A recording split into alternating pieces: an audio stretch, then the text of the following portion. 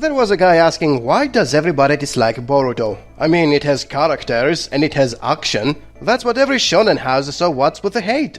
I explained the reason in a simple and logical way, like any normal person would do. The setting is boring because there is peace. And like the subhuman he is, he used the usual excuse. But a war is about to break out. That hasn't happened and doesn't affect anyone. There can't be war drama if there is no war. Anyone who's ever taken a creative writing class knows that a dramatic story needs tension and conflict to drive the plot forward. The subhuman goes as far as saying the original Naruto had no stakes for a long time, while Boruto has rebel factions trying to start the war since episode 1. That means lots of tension right away. You hear that, guys? Zabuza and the Chunin exam had no tension because they were not promising a war after 700 episodes. For some reason, the subhuman did not notice how slow the plot is, since it's a mostly aimless slice-of-life comedy. When there is action, the enemies are quickly defeated and get forgotten immediately. As far as the manga is concerned, they are not even canon. And since we know from the flash forward how Boruto survives up until that point, anything before that event doesn't matter. But no, we haven't seen what has happened, and that means tension. Tension for something we know nothing about and the characters are not affected by it. Nothing happens at the moment. It's time for my favorite book clip. I haven't read it, but I can say it's my favorite book ever.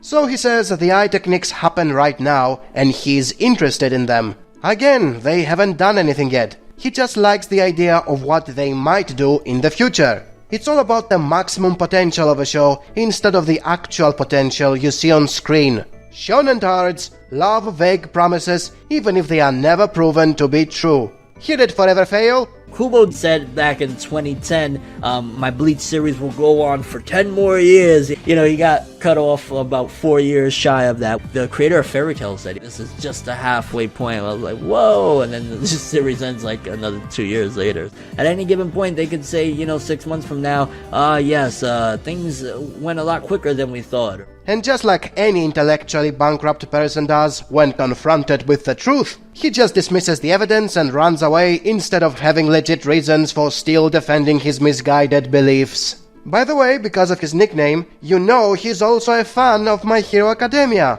Another show that is promising you amazing shit in the future, when most of the plot in present time is tensionless training sessions. So there is a pattern with this guy, it's not Boruto in specific.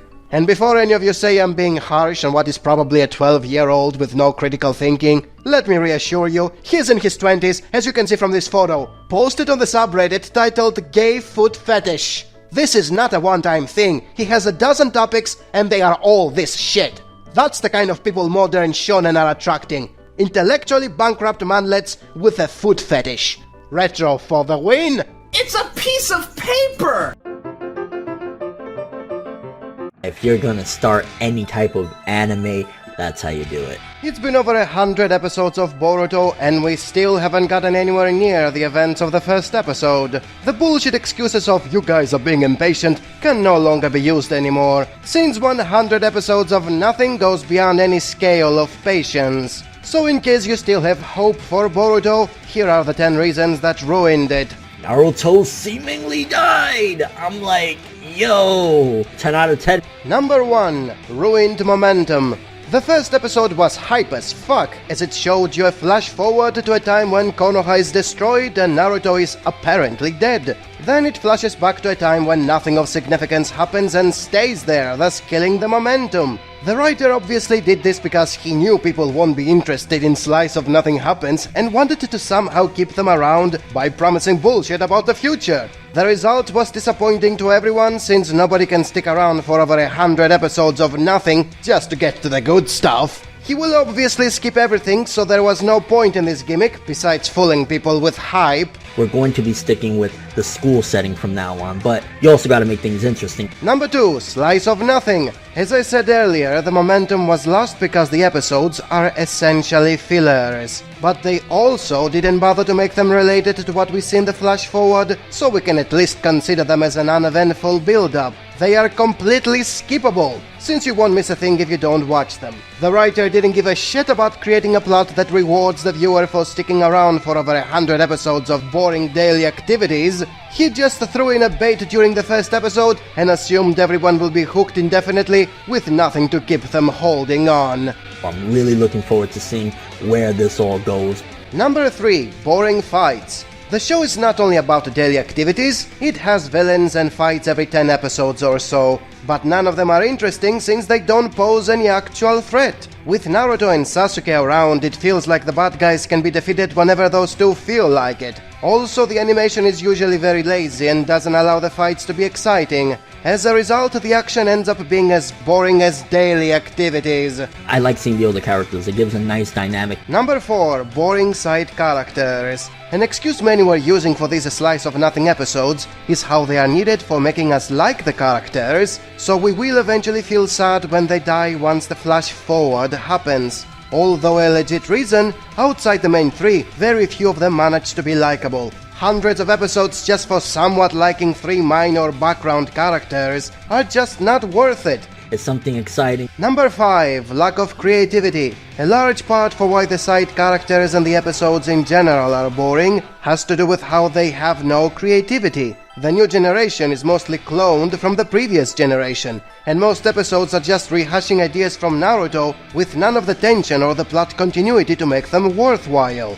And since the older generation is still present, it makes you wonder why couldn't they make the fillers be about those guys people actually care about, and instead focus on their clones which have done nothing and have been through nothing to make you give a damn. That was something that was really interesting. Number 6. No sense of loss. This is mostly the effect of having slice of nothing, but not necessarily. Many school romances and social dramas have a sense of loss despite being slice of nothing. Someone dies from an incurable disease, a couple splits up, a friend moves away to a different country. There are 100 ways to show something getting lost forever. There is no such thing in Boruto. Nothing changes in the everyday activities, and not even stuff like death and injury means something, because nothing ever gets lost. My gosh. My gosh, my gosh, my gosh. Number 7. Lack of consequence. A side effect of the previous reason. Everything quickly goes back to the status quo and makes whatever happened to feel meaningless. This counts even for the only episodes that can be considered canon, the ones that adapt the first Boruto movie. They are the only ones with tension, good action and something to care about. Unfortunately, even those suffer from a lack of consequence. It feels like nothing changed once the crisis was over and everyone went back to doing slice of nothing. Like there never was an alien attack with more to come soon afterwards. The biggest offender is Boruto himself, who despite cheating in the Chunin exam and getting exposed in front of everyone by his own father, gets away with it and carries on like nothing of importance had happened. Although shonen protagonists being forgiven by the greatest one in their society is a common occurrence, it didn't lead to something worthwhile. They just forgot about it instead of using it as the Kickstarter for a great adventure. Great way to start Boruto. Number 8. Boruto's behavior. Following the tradition of newer shonen, the protagonist is a spoiled brat with no actual problems in his life, who hates his father despite him doing his best to love him and to maintain world peace. He is a shallow piece of shit with first world problems, who keeps nagging despite being highly privileged and overpowered thanks to the genes of his father. To be frank, this aspect is not used much, and to the most part Boruto behaves like a generic kid who just wants to have fun. His only defining trait as a character hardly shows in most episodes, and even in those few that does, it comes off as a silly tantrum. It was an incredible way to start off and really grab people's attention. Number 9. No defining features. In theory, Boruto no longer acts spoiled after the movie adaptation because he saw the importance of his father. But that also means he lost the only feature he had as a main character. He is now completely empty of defining features, there is nothing to make him memorable, and yet he is the main character of the show. There you go, Boruto. And number 10, unnecessary sequel. There was no point in making Boruto. Naruto ended in a fine way, and this sequel doesn't do something that makes it worth sticking around. It doesn't develop any of the themes, since it's just rehashing the same stuff without going somewhere with them, and it's mostly fillers that go nowhere. It even ruins whatever people liked in Naruto by making everything he achieved after decades of constant struggle to be completely destroyed just because we need a sequel. It was clearly made to sell based on nostalgia, and Kishimoto didn't give a shit about it being needed or how it ruined the image of Naruto. And now you know why Boruto failed so hard by spelling fail with a P and an H. I can't wait. I feel as though karma is going to change the Boruto battles or the Narutoverse battles in a major way. So imagine what could possibly happen. There's a huge possibility that Momoshiki could possibly return, either via taking over Boruto's body or possibly using that seal or whatever, you know, the karma mark. Maybe he has his chakra inside of him, so we could possibly see the return of one of the major villains, either trying to take over Boruto's body or just in general being able to manifest again. It's not that far-fetched if you think about it. And who knows what else? Who knows what type of chakra? Like, who's to say that they didn't get it from an Otsutsuki as well? We could have so many possibilities of the Otsutsuki returning or just insanity. So again, there's just so much to the karma mark that we still haven't even learned yet. Then there's a huge possibility that we could see these people with like Otsutsuki horns, looking like Otsutsuki fighting. And again, we could see the possibilities of the Otsutsuki returning. At the very least, we could almost guarantee that Boruto could have Momoshiki return. We could see possibly though on Boruto's side, maybe he could change Momoshiki's heart in due time. It's not far-fetched as well that we could see Boruto through time, again through this connection of karma, be able to change Momoshiki's heart. And who knows, maybe Momoshiki will be the Kurama to him, similar to Kurama was to Naruto. It seems as though it evolves, and I'm just dying to see what they're gonna look like in their final battle. Boruto, we're 117 episodes in at this point, and yeah, we haven't even gotten what was foreshadowed, you know, the main character that was gonna fight Boruto. He hasn't even been introduced yet. It's been downhill. Downright terrible. But again, let's not focus on the negative, because we finally got some huge, good Boruto news. We got Sasuke returning. Thankfully, we finally have some incredibly good news. I'm very hopeful and optimistic. The return of the one-tailed Shukaku. I'm really excited with Sasuke going up against an Otsutsuki. I'm looking forward to this one. This is all going to be really exciting and good. It's about freaking time, because finally, your patience is going to be rewarded, because at the very least, Sasuke is going to be returning. We're going to have Shukaku returning. We're going to have Urashiki and Sasuke going at it. So many great things. It seems like we can see the light at the end of the tunnel. It's been a treacherous and just absolute vile walk, but we're finally getting there, people. We're getting to some good stuff at the very least, and I'm excited about that. Sasuke, you know, his whole character was written the wrong way. We had the setup of when Boruto met that, you know, father and daughter, and that just kind of amounted to nothing. One of the same regurgitated lessons that we've gotten from the Boruto franchise for years upon years of, you know, filler episodes and things like that, which that's what those characters felt like to me, just straight up filler characters. The whole teasing of Kankuro's death, that would have been legendary if they would have actually killed him off, but again, he's alive. He wasn't even killed off, he wasn't really defeated or anything like that. The way he was pulled off screen, shall I say, was anticlimactic, because it was like building up like, maybe this is gonna be the end of Urashiki, this is it. Sasuke shows up, you know, they have a little squabble, and then Urashiki runs for the hills, and that's the end of it. And I'm like, are you kidding me? Boruto anime, so much potential to do great things, and yet we get this. And remember the golden rule! Don't ask questions. Just consume product and then get excited for next products. I've just been really focusing in on being positive. I've noticed that life just feels a lot more beautiful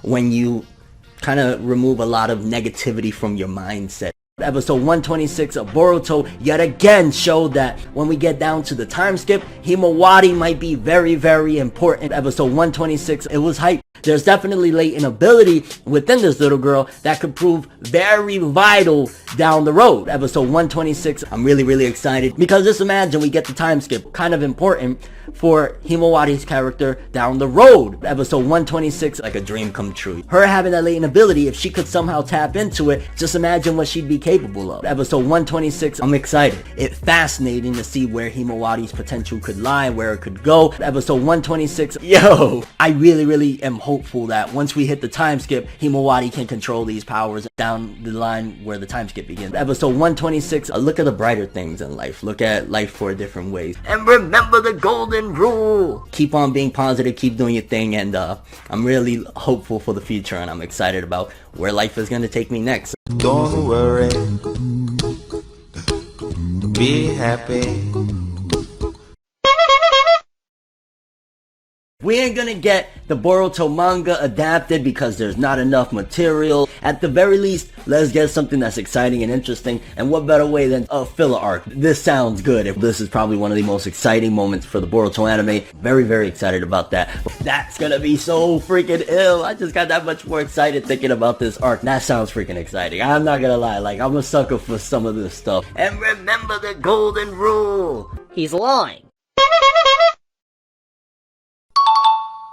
What's going on? Why does the Boruto anime continue to do anime original stuff and doesn't jump into the manga? The manga's so good, it's been incredible, it's getting better and better, but the anime has continuously done anime original stuff. According to these sales reports, the anime is doing phenomenal. The manga is not doing good over there. The sales continue to drop. What are y'all doing over there? How are y'all picking the anime over the manga? But again, it's probably the younger kids. It has to be, because older Naruto fans, we want that good, great story we have in the manga right now.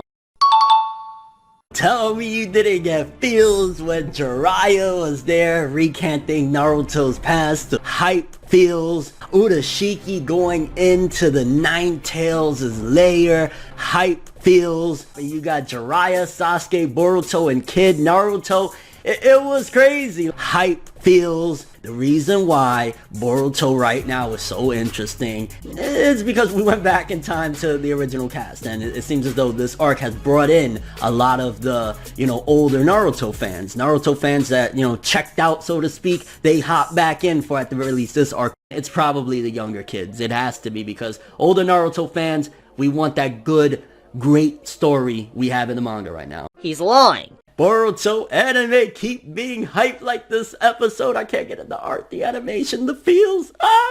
Let the past die.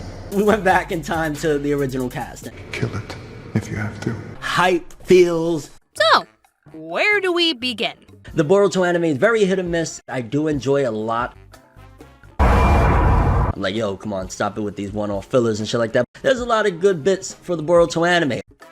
What the f? One chapter every 10 episodes. Did better than the movie and the manga. Boring or just not that interesting at all. Really cool stuff in there. Everybody stay calm. What's the procedure, everyone? What's the procedure? Stay calm! We don't really care, and I'm not invested anyway. I was like, okay, that's dope. Ladies and gentlemen, what am I watching? I don't particularly really care. I enjoy the Boruto anime. You wanted the audience to grow with the series. They older, they can handle, they're ready for Kara. The kiddos that grew up with Boruto are ready for some more gritty and serious shit with the anime. How disgusting that comment is coming from 26-year-old man. They've grown up. If they were like in, 3rd grade, they're in 7th grade now. Gohan coming back with the fucking epicness. Yes, yes, yes. Give me the Gohan that sends chills down my spine. I'm imagining they're going to extend certain things. I'm imagining there's going to be anime original stuff, which, again, it could benefit the story. This is cancer. We will be getting the beginning of the Kara arc. That is incredible freaking news. I'm so excited for this. It's gonna get serious once Kara shows up. I expect some really great shit. And after all of the hype, the attention, and the memes,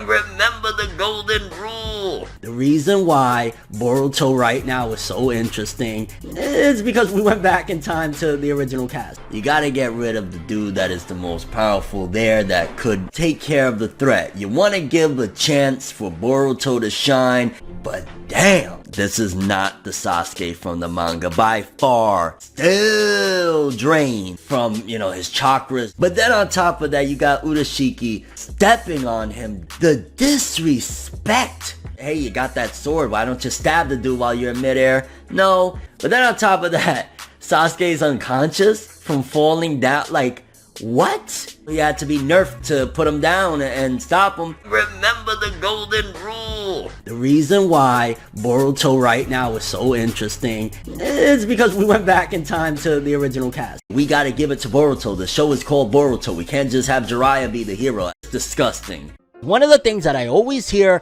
about the Boruto anime is, yo, it does so well, it doesn't matter, they're gonna keep on doing. The anime itself isn't a high charter. It doesn't rank all that high. In fact, it only managed to crack the top charts one freaking time. This is a harsh and stark truth about the Boruto anime. As a franchise, it makes a lot of money. A lot of that money is actually coming from Naruto and just translating over to Boruto. But again, the TV anime itself isn't a high ranker. The only episode that's achieved a top weekly national ranking thus far was during the time slip arc. You know, when Boruto and Sasuke went back to OG Naruto and we saw little Naruto. Only one episode and 200 and however many, what we at, like 250 now or something? Even despite, you know, the Momoshiki, the Ishiki versus Naruto and Sasuke, the Boro episode, none of that managed to crack the top 10. It was only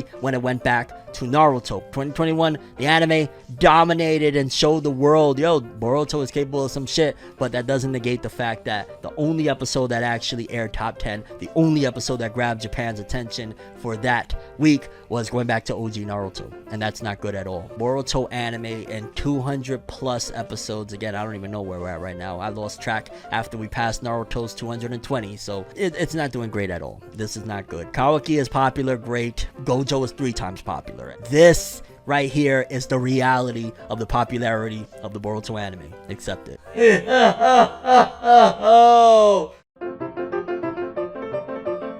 The mask of Kashin Koji has come off. This is a mystery box. Is it cookie? No, it is not a cookie. There are clues. Well, who care about clues? Me want cookie. Big revelation into the story as well. Something brand freaking new that is huge. I'll tell you what I'll do. Okay. If you guess what is in the box, yeah, I'll give you a cookie. Okay, the first clue is that it is something to eat. It's a cookie. No, it's not a cookie. Not a cookie. I'm gonna blow you away. Okay, the second clue is that it is something round. A cookie. No, it's not a cookie. Not a cookie. This is some of the hypest shit. I'm so excited. I cannot wait. Third clue. Just thought it might be cookie off chance. Yes, no, it's not. The color of this thing is orange. It's a cookie. No, it is not a cookie. Oh my gosh, people. It's an orange. Me like that fourth clue. Is it an orange? Of course it's an orange. I just told you it was an orange. Me guess right. Me get cookie. Give me cookie. Boruto manga greatness, baby. This is, I can't contain myself. Here's your cookie. One measly cookie? I only had one cookie. Okay, in that case, me settle.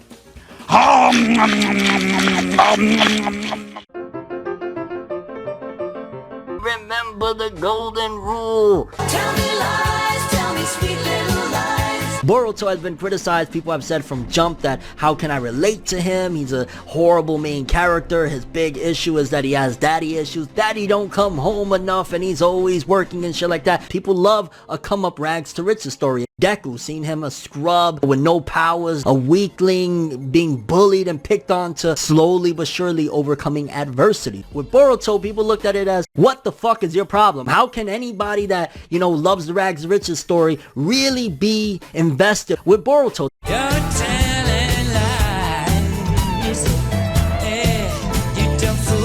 But here's the part of the story of Boruto where you gotta commend and look at it and say, oh, as a character, he is in a unique position opposed to, again, a lot of his contemporaries. They started off with nothing to lose. Boruto has everything to lose. Something that you could sympathize and empathize with.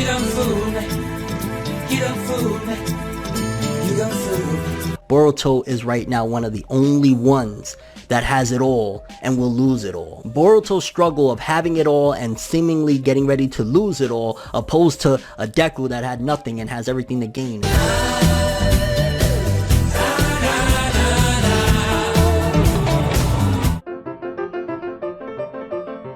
Even despite the criticisms I've had of Boruto, I've still given it a fair shake. I'm still one of the people that have actually supported the Boruto anime. And then I post up one thing and it starts a shitstorm, starting to lose a bit of interest in this extension of the beginning of Kara, which basically saying like, yo, I'm losing a bit of interest. Not saying that I'm uninterested, not saying that I don't like it, not saying that it's bad. I really want to get to the shits because we all know, and we've been very patient up until this point. We're 160 episodes in, and we've gotten like 15, 16 chapters of the manga. One chapter every 10 episodes. Come on, fam. Come on. I want to get to our arc. Not saying that I hate this stuff, and boy, we're fans mad. I mean, it was like they were coming at me left and right. Oh, how can you say this is uninteresting and all of this jazz? I'm the last person that you should really be coming at with that type of energy, considering I normally champion for Boruto on both rounds. One chapter every 10 episodes. He dick rides it for years. He keeps saying it's amazing. He says he doesn't like one episode, which is filler, and they attack him. Fanboys. Boruto fanboys, how lower can you go? One chapter every 10 episodes! Masashi Kishimoto is coming back to do the Boruto manga. This is freaking huge. The Japanese audience aren't too thrilled. I can't freaking wait. They're very upset about this. We're about to get all sorts of stuff. I can't freaking wait. They're not too fond of this. Kishimoto returns this week, baby. Let's go. They're not excited about this. Kishimoto back, baby. Boruto's going to the moon and beyond. They're not feeling enthusiastic. There was a manga called Samurai 8: The Tale of Hachimaru that basically Masashi Kishimoto went off to do because he wanted to do something different. Samurai didn't work out, but that's okay because he's back to the franchise that had started his career up. 76% of its revenue was from overseas, not in Japan. So one of the big things about Kishimoto coming back, they knew the West were going to go bananas. Oh, the original creator's back. Maybe it'll lift the sales back up. The Japanese aren't really supporting the manga anyway. Why not bring in Kishimoto? That's going to get the rest of the world really excited. Oh my god, this is huge. I know a lot of people are about to get involved and start reading now that Kishimoto is going to be writing it. Kishimoto has shown that he's grown a lot as a writer. He showed that he is a great writer. It's just the way it happened. Samurai 8 didn't work out. Samurai 8 didn't work out. Boruto it is, fam. Kishimoto returning for Boruto, you know that means also it's going to be around for a long while.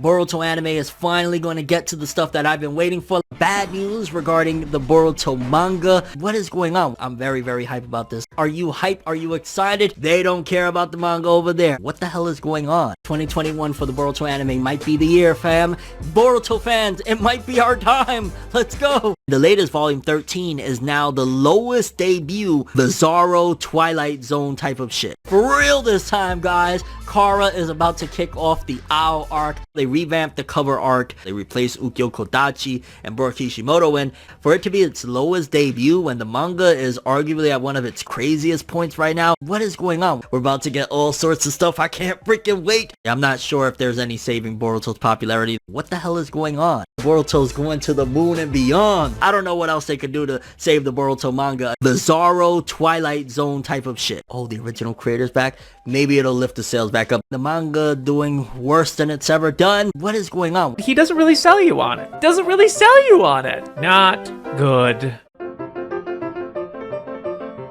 Meanwhile, Sasuke tries to be relevant. I mean, to take Boruto away from the battle. Oh god, Sasuke, they're still not letting you do shit. I think this must have been pre-written. Maybe the next chapter will be Kishimoto really making his grand entrance or something. Kishimoto would never ruin the underdog theme of Naruto by making him the special chosen one. This was somebody else's idea. Sasuke says, is Naruto's chakra suddenly getting weaker? Why the fuck ain't I helping? What the hell are the writers doing here? I'm imagining this chapter was already written and put together before Kishimoto got on board, because Kishimoto would never. You think he would do that to his beloved Uchiha? Nah. Kishimoto would never introduce space ninjas in Naruto. That was somebody else. What is this? This is absurd. It's bad because they ain't doing shit with my character at this point. I'm getting fucking Krillin, Piccolo, Tien in this manga. Ukyo Kodachi is responsible for this. Kishimoto probably just got on board or something because he would never have Sasuke just commenting on how awesome Naruto is and being worried about Naruto. Kishimoto would never kill Neji just so he wouldn't reveal Naruto's bullshit that was written by someone else. I'm so sick of people hating on this manga when it is so freaking good. Yo, I can't wait for this chapter. This shit is gonna be so crazy. This manga is shit because it's not written by Kishimoto. It's the best shit ever. If you're not reading Boruto and you're talking shit about Boruto, shut the fuck up. Said every fan of the Boruto manga right now.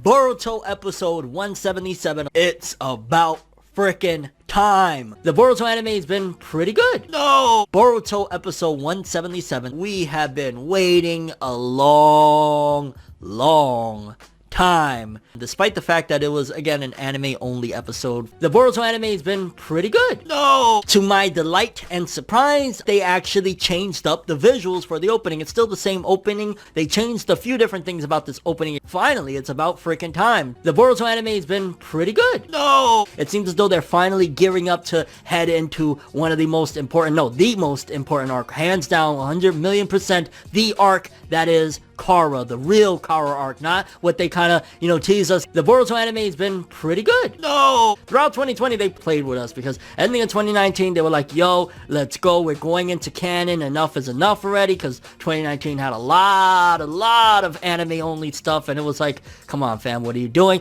And they said, yo, we're going to start up Mujina Bandits. Let's go. I was like, okay, that's what I'm talking about. The Boruto anime has been pretty good. No! I knew that there would be filler in between stuff, but man, there was a lot more of original stuff in between. The Boruto anime has been pretty good. No! It's been about 3 years now, I want to say, since we've had this stuff introduced in the manga. We're finally going to get it in the anime. Finally going to head into the contents from the manga, the big stuff. Boruto anime is finally going to get to the stuff that I've been waiting for. The Boruto anime has been pretty good. No! It's a good thing in a way because that builds things up and he doesn't just showcase them. And it also expands on it. The Boruto anime has been pretty good. No! I'm just glad that the wait is seemingly almost over. They're actually fully showcasing Kara, Kawaki, and everything. We're getting a preview of Ao. It's finally about to begin, and I feel like I've been saying that all the year long, but no, it's for real this time. They're finally entering the Ao arc, and thank goodness. I'm very, very hyped about this. Are you hyped? Are you excited? No! How much longer do you think until we actually get full-on Kawaki? 3 years. For real this time, guys. Kara is about to kick off the Ao arc. Kawaki's in the opening for the first time. We got a next episode preview showcasing Ao. 2021 for the Boruto anime might be the year, fam. Boruto fans, it might be our time. Let's go. No! It's somewhat of an important episode, a prelude, in a sense, to what's to come, because there's a part with Himawari. She just got this vase for her mom. That's going to be important. Episode 180, I did not care at all. Yeah, there's some filler in here, but to be honest with you, in general, it was just a really good episode. Episode 180, I did not care. He actually wrote a letter. That's supposed to be some great stuff. Again, episode 180. To be honest with you, I didn't care. Oh, Mujino's a bum, huh? He likes to dine and dash. That's going to be important. Episode 180, I did not care at all. My sister's real sick. Can you give me some bread? That's going to be important. Episode 180, I did not care. It's going to be a grueling wait because we've been waiting 3 years for this. Again, episode 180. To be honest with you, I didn't care. We're here, and it looks as though they're giving it their all. It looks as though from the trailer that we got, this is going to be great. 2021, Boruto is going to start off the bat, the very first episode of the year, just kicking major tail. Episode 180, I did not care at all. It's going to be the biggest thing to happen to the Boruto anime thus far. Episode 180, I did not care. It was just a great episode. Yeah, it's filler, it's anime extensions. They know what they're doing. 2021, it's the year of Boruto. Boruto now has the exact same number of episodes as the original Naruto. I did a simple breakdown of the episodes, posted it on the sub-forum for baiting them into saying the usual nonsense to its defense, and it worked. Let's go over the replies for your amusement. I said you can skip the first 50 episodes without missing a thing because they are filler. They insist it's not filler because it was developing the secondary characters who will be important in the far future. Those characters are useless, okay? They never mattered and never will. And yet they still tell themselves that they are going to be important after 500 episodes. Have faith, guys, it will get better after 500 episodes. I said you pop in for a few good episodes and then don't bother for years since the rest of it is useless. They said I mark bad filler like the time travel arc is good and ignore canon material like the Kara members as not important. Yes, because it's true. Everyone loved the time travel filler. The popularity had skyrocketed in those episodes because it was about Naruto. Whenever Naruto is in them, everybody watches those episodes. Whenever it's about the Kara members, nobody cares. They're just there to be killed by Naruto and to never be mentioned again. You can even remove them from the plot without changing a thing. But no, the fanboys insist they are important because they are in the manga. Why are they also gonna be important after 500 episodes of being dead and doing nothing? They keep insisting Boruto is slice of life, not a fighting shonen, which takes its time. It needs 500 episodes to breathe and to properly develop its very important secondary characters, all of which will be very important by then. In reality, people tune in to see a few fights with Naruto and Sasuke and then leave. They don't give a shit about this slice of life bullshit and complain about the anime adding so much bullshit slice of life when all they want to see is the next fight. I called Boruto what it is, a cash grab sequel that is hardly popular. They insist it's very popular even though less and less people are buying the manga. I am sure they're gonna be very pleased after 500 volumes when all those slice of life moments will have paid off and every nobody character will be important in a plot that nobody's reading anymore. And that's it for the replies that had something to say instead of calling me names, because what did you know, it's what most of them did instead of engaging in a discussion. And that's the state of Boruto in 2021, which by the way has been confirmed by a high-profile news analyst like Forever Fail to be the year of Boruto. Stabs Sasuke in the eye. This is freaking crazy. Kishimoto would never. You think he would do that to his beloved Uchiha? Nah, just stab Sasuke in the left eye. Awesome, awesome, awesome. I think this must have been pre-written. Clearly see he gets stabbed in the eye. Wow. Maybe the next chapter will be Kishimoto really making his grand entrance or something. Sasuke lost an eye in this battle, which it's insane. What the hell are the writers doing here? Sasuke loses an eye. I'm imagining this chapter was already written and put together before Kishimoto got on board. Stab him in the eye, like, what is this? This is absurd. It's bad. Sasuke gets stabbed. Whoo, they ain't doing shit with my character at this point. And you see Sasuke holding his eye. I'm getting fucking Krillin, Piccolo, Tien stabbing Sasuke in the eye. Wow. Ukyo Kodachi is responsible for this. Sasuke getting his eye stabbed. Whoo, it's a good thing. Kishimoto probably just got on board or something. Sasuke getting stabbed in the eye. This is crazy. I'm so sick of people hating on this manga when it is so freaking good. 2020 vision, huh? Just think about it for a second. Kishimoto, he don't give a shit. He don't care. It's whatevs, fam. We're about to get all sorts of stuff. I can't freaking wait. It's genuine misery and sorrow. Kishimoto back, baby. Boruto's going to the moon and beyond. If this is what he starts off with doing, just think of the damage that is going to be done following this. Kishimoto has shown that he's grown a lot as a writer. It seems like Sasuke was also affected by Ada's ability. I'm gonna call Cap that Sasuke is really affected by this, and he's probably saying that to go along with the flow. I'm not gonna believe it, not for a second. This guy, Sasuke Uchiha, one of the best ninja in Naruto of discernment, being able to, deduce this, that, and the third, is gonna just be on that type of time. I'm not gonna believe it. Sasuke is still trapped in Ada's spell. I'm still gonna call Cap. I don't know, man. Or maybe I just don't want to believe it. Maybe I don't want to believe it. Oh, shit. He really is. Wow. Big ups, man. Big ups to Sasuke Uchiha, man. Like, they got him under the spell. Oh my god, this is so good. Kishimoto would never. You think he would do that to his beloved Uchiha? Nah, what is this? This is absurd. It's bad. They ain't doing shit with my character. I'm getting fucking Krillin, Piccolo, Tien. Like, Boruto right now is one of the most badass MCs in shonen manga, period. And I'm gonna stand on that. Like, he's intelligent as hell. It's literally like taking what if Sasuke was the MC of Naruto type of stance. Very, very smart, very intelligent, very strong, a prodigy. And that's what we got with Boruto, and I respect that. Oh my god, Sasuke's in a tree! No, Sensei! I ain't gonna lie, this was a phenomenal chapter. Boruto actually faces off against the divine tree, Sasuke or whatnot. Boruto, I just gotta, hold on. Can we all just agree that Boruto right now is goated? And we see Sasuke, he is one of the people in the tree. I love that he's in a tree and there's a divine tree version of him. I love that, I love it. I ain't even gonna lie, this chapter of Boruto, 10 out of 10, 11 out of 10, 12 out of 10, a 13 out of 10, maybe a 14 out of 10, 15 out of 10. How about 16 billion out of 10? I love this chapter, bro. I don't care. They could slander this manga day in and day out. This is one of my favorites. I love this shit. Sasuke in a tree. I love this chapter so much, and they could keep on hating. I don't care about being a part of the cool crowd of like, yeah, man, fuck Boruto. Nah, dog, Boruto manga is straight gas. You're just a sheep, and you're just blinded by the anime.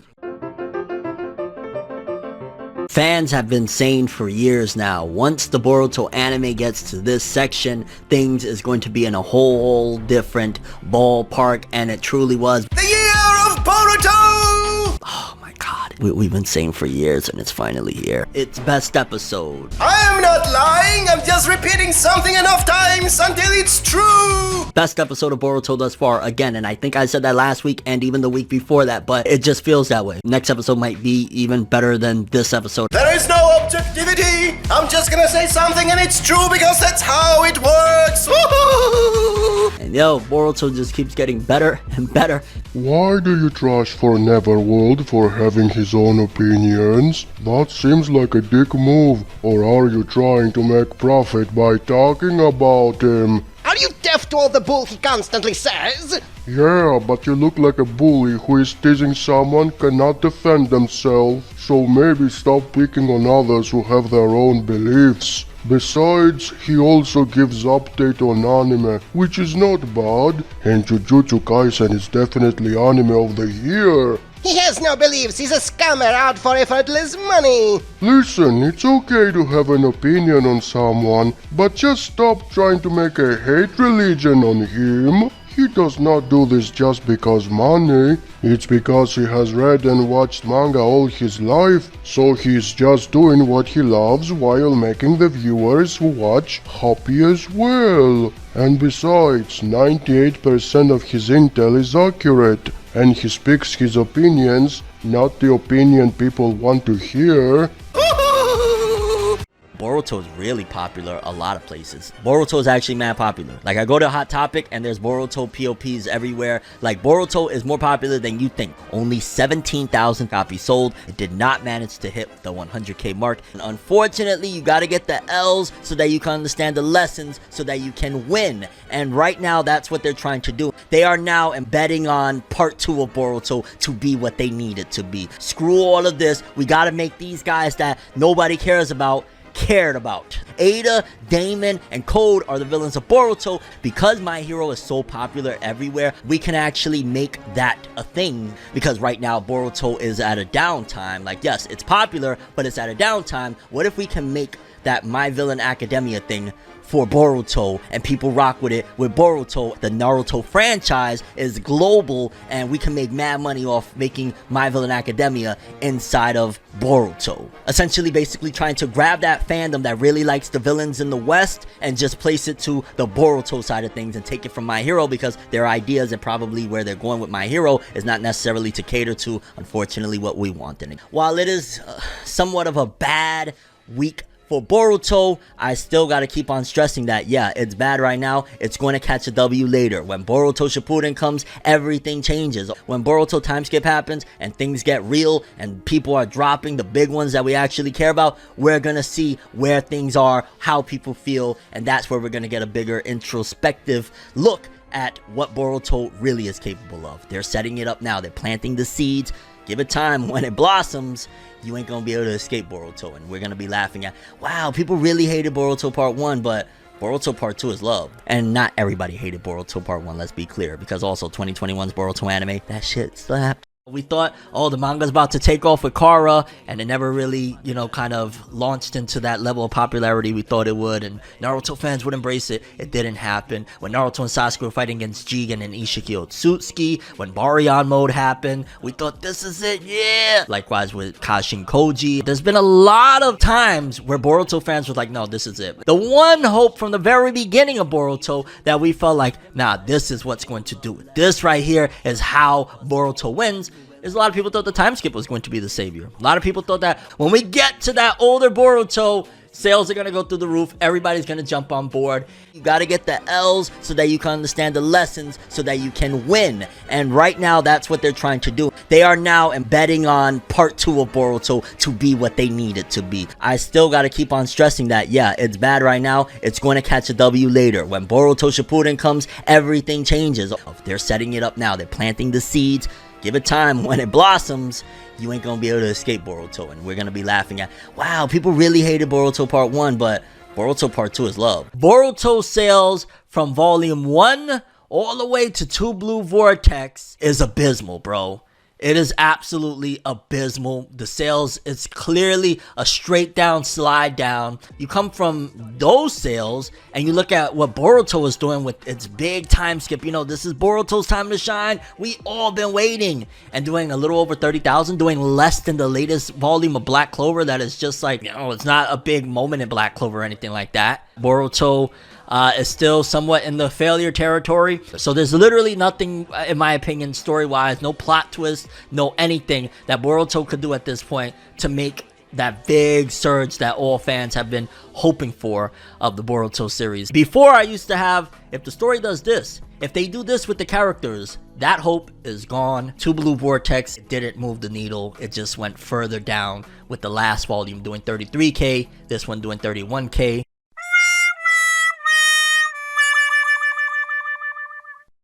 Borutards are a very strange bunch of people. During the first years of publication, they were endlessly yapping about Boruto becoming the next smash hit that everyone would be watching.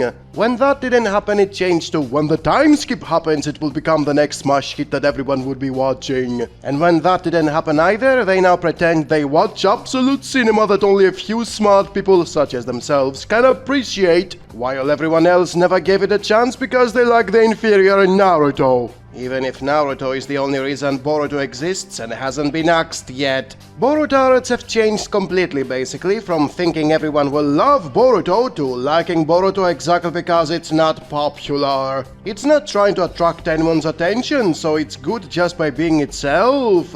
This is why whenever someone says something negative about a manga almost nobody reads anymore. Their new coping excuse is, you're only saying it because you want to attract attention. And they say it with an avatar of a black guy with glowing eyes, which clearly is not trying to attract your attention. And yes, I have to point out he is black. They also post comments on your videos because they clearly are not trying to attract your attention, because trying to attract attention on something you say or do has become a negative thing now that nobody gives a shit about Boruto. If you make a manga, you shouldn't want anyone to read it. It must go unnoticed and get the axe in 10 chapters. If you make an anime, you shouldn't want anyone to watch it. It should be dead on arrival. And if you make a public YouTube video, you shouldn't want anyone to watch it either, because if it attracts attention, you're doing something bad. Wait, why do they keep on making those videos public and not private so only they can watch it? Yeah, overlook that. Nothing we do or say should attract attention. We should all be NPCs who never speak up and never do something so others can see or hear us. We should be invisible. We should never try to do something that will make us stand out from the masses, and we should all be forgotten by everyone years before we die. This is the mentality Borutards have adopted, and this is how they live by. Now that they have accepted nobody gives a shit about Boruto, they hate Narutards for not supporting Boruto to such an extent they now follow the exact opposite mentality of Naruto, who wanted to attract everyone's attention on him so he wouldn't spend his life as a nobody. And the funniest thing is that Borutards don't even stay true to the bullshit they say, since they keep making public videos about Boruto while nagging about everyone who doesn't like Boruto with comments and avatars avatars that are clearly made to attract attention. There's a black guy on that avatar! And that's what it's like to be a Borutard. Do you want to be a Borutard? I sure don't want to. I want people to watch my videos. And speaking of which, I don't even have a huge channel and the algorithm has blacklisted me a long time ago. Why am I even being attacked by Borutards when I'm not even popular? Who's paying attention to me when I say things to attract attention, such as there is time travel in Attack on Titan, Mushoku Tensei is not a redemption story, and there's a black guy on that avatar?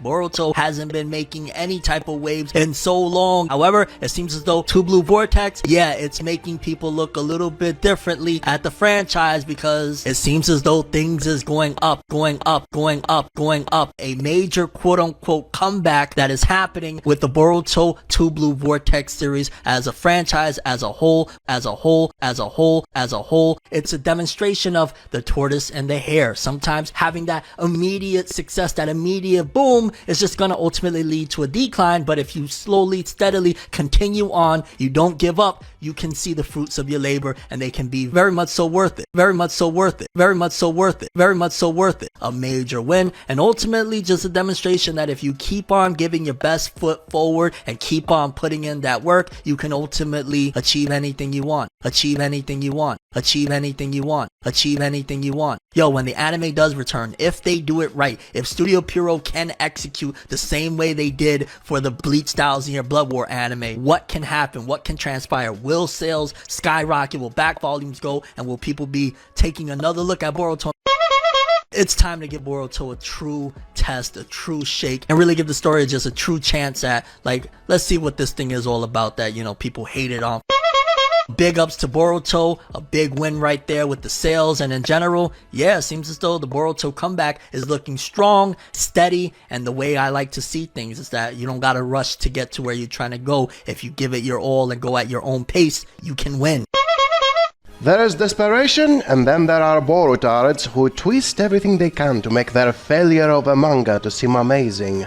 Here is another fanboy who came in to defend Boruto by calling it a major success because it outsold 97% of all manga. I gave him the usual image everyone is using to make fun of these clowns. You have all seen it by now, and it's the decline of the sales by volume. Instead of just admitting the truth, he denies facts by claiming this image does not prove him or me wrong. Although it does, I am right and he is wrong. Then he adds something to his claims that completely reveals the deception. When he said outsold 97% of all manga, he only meant the manga in the magazine it's been published. Which isn't Shonen Jump where all the big sales happen, it's on V-Jump, a compilation magazine most were buying for Dragon Ball Super. Not even Boruto. And it's not even a magazine that has hundreds of different manga in it, it only has 9 in total. Including Dragon Ball Super, which hasn't published a chapter people care about in years. Therefore, the bragging of this Borutard was only limited to these titles, and only after the flagship title went under. Yay, Boruto outsold Dragon Quest and ReFantasio, whatever the hell that is. What a great success that proves the haters wrong. Meanwhile, the 3% that sold more consists of 99% of the total sales, so who gives a shit? Like all fanboys, Borutards are mentally sick, and we should continue making fun of them. Kurama says, the price of Baryon mode is my life, not yours. I lied to you. Although, I gotta say, I don't think it'll be permanent. Woo! A beloved character death. The tail beasts, they don't die. Yo, wow. Wow. They pull the trigger on a beloved character. They get reborn, reincarnated, and they go back into the wild. Yo, wow. Kurama's dead, gone for good. Down the road, we will see like a baby Chibi Kurama. Yo, strong. Very, very strong. Holy shit. R.I.P. Kurama. I wouldn't be surprised if Himawari befriends a Chibi Kurama at some given point. Can't even believe it right now. Just think back to Shippuden. Naruto lost Jiraiya, Sasuke lost Itachi. Like, it's always been the case, and it happened here again. Yo, Kishimoto, this is what he decided to do. I can't even speak right now. So in the recent chapter of Boruto, Ninetales came back to life just so it can once again remind you of the garbage this manga is since its inception. Let me remind you that it began by telling you Naruto is going to die, then it retconned it so Ninetales is the one who dies, and then it retconned even that since now even he is back to life. This awful manga pulled Baryon mode as a lazy power-up out of nowhere with the excuse of Ninetales never mentioning it since the beginning of Naruto because it's going to kill him. And here he is now perfectly fine. So why the shit wasn't he spamming it all this time? It makes you stronger than Jigen and it doesn't kill the host or the multi-tailed beast. There is absolutely no reason for it not to be used constantly since Naruto was a kid. The answer is because this manga is garbage. And it's not something that began now since Kishimoto lost the plot at the finale of Pain and then ruined everything thereafter.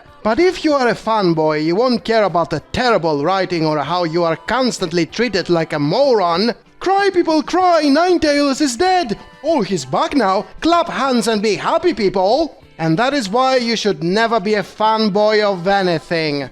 So in the previous Borutard video I made, a lot of fanboys were defending the latest twist by saying, hey, we all knew Kyuubi will resurrect. Therefore whatever you are saying is wrong. They just grabbed one tiny thing they liked and magically ignored everything else I said as wrong. What a wonderful group of individuals. If that is how they treat others, then this is how they will be treated. It's their choice, not mine. The first thing I said was Baryon mode was a retcon, since it was never mentioned before. The fanboys excused it by saying the snub is being stupid, Kyuubi didn't want to die by using it, so he never mentioned it. All while saying at the same time they always knew Kyuubi is not gonna die permanently. Therefore there was no point in not mentioning it earlier. Point for the snub. The second thing I said was that the established Baryon mode kills the one who uses it. Everyone was sure this is how Naruto dies in the story, only to retcon the retcon. Naruto did not die, he was sent to another dimension later on. The fanboys excused it by saying it wasn't a retcon and Snub is being stupid because they knew Naruto was not gonna die, since it was never stated he would be dead in the flash forward, which is not what everybody was saying for years after the beginning of the Boruto manga. They were all sure Naruto is dead. Thus there is no way they knew he would not die by Baryon mode and only pretend they knew after the retcon of the retcon. Point for the snub. The third thing I said is that Kyuubi lied about who gets to die from Baryon mode, since he made Naruto think he would be the one who dies, which was not true. The fanboys excused it as if it wasn't a lie, and the snub is being stupid since it was misdirection. Is that what you called it when Kyuubi didn't die from Baryon mode either? He lied doubly since neither Naruto nor he died from it. Point for the snub. The fourth point does not come from me, it comes from the fanboys, and it's pure mental gymnastics on their part, because they don't want to admit I am right as always. This point is split in 3 parts, all of which are wrong.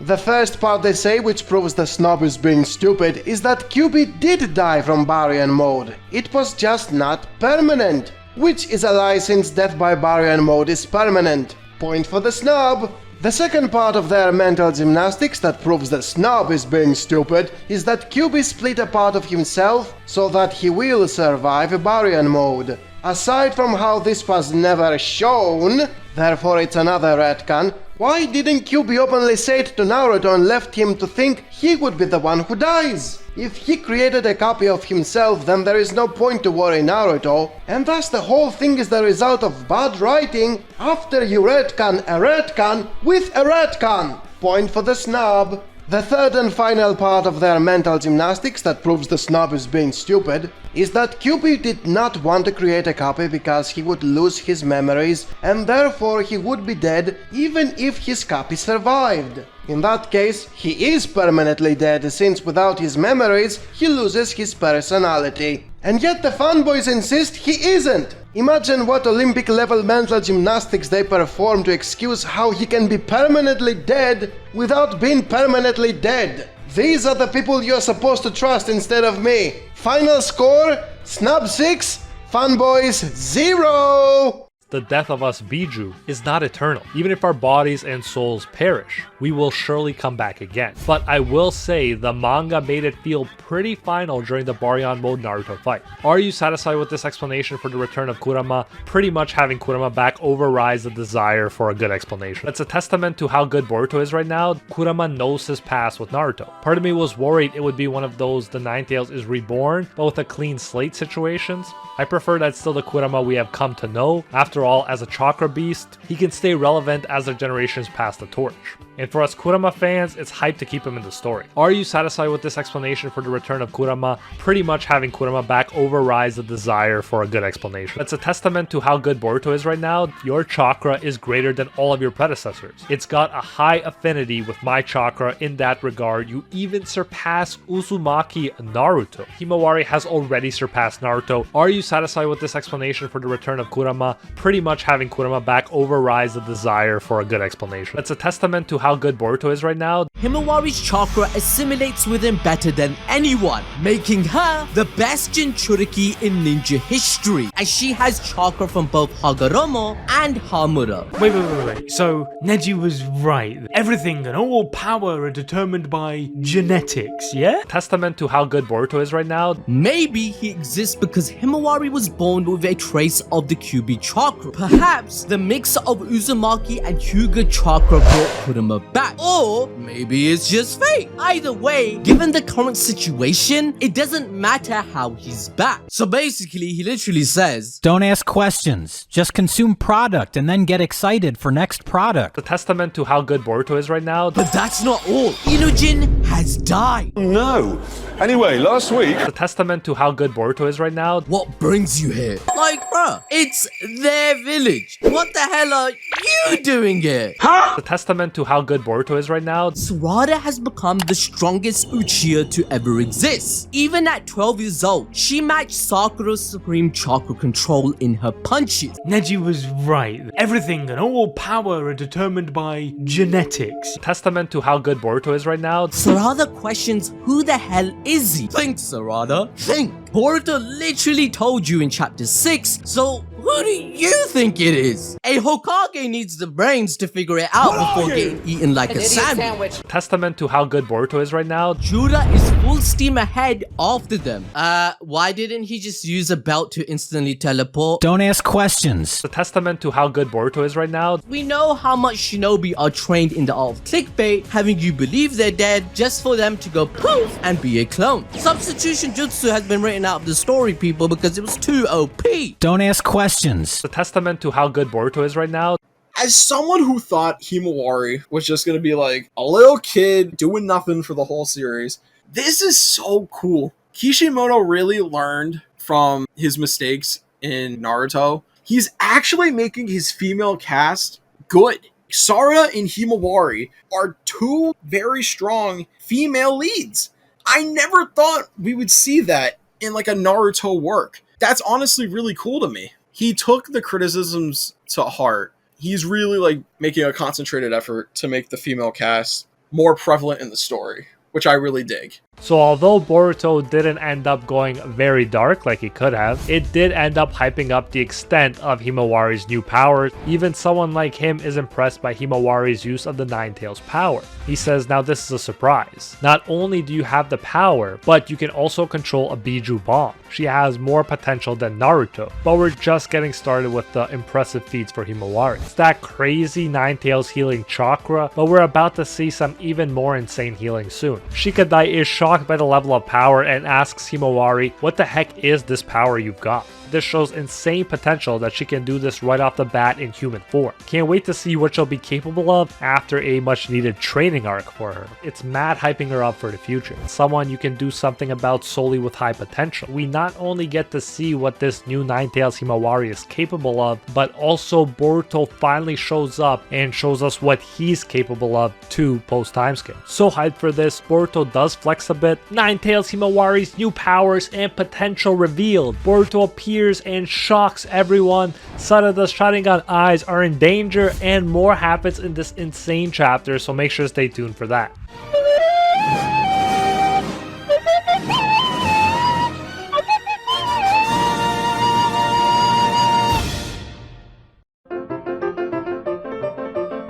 Fresh off the defeat of Ao, after them just having, again, like I said, the fight of their lives. The fight of their lives. Boruto had the fight of his life. It is just bad, and the content is so good and so rich. Konohamaru is a bum. Goddamn, once again, he just got saved 1 episode ago with the owl situation, and now he's getting saved by his students again. I still really love this episode. Just imagine all of Naruto, it was consistently that Kakashi had to be saved over and over and over again and did absolutely nothing. Yeah, Boruto anime headed to really, really awesome and great places. Trashimaru, Kona Trasharu, whatever you want to call this trash bag bum. The content itself was strong. There were so many instances where, like, yo, he should have died here, he should have died there. He was on fire for a good minute or two. I just can't wait to see more. I think it's just straight up BS, and he should have died right there. Like, yo, Konohamaru should be bald there. The flame should have burned all his hair off his head. His skin should be crispy. Really interesting episodes, good episodes in general. And then Konohamaru gets up, he's like magically okay. They're just really freaking important episodes. Somehow the karma mark absorbed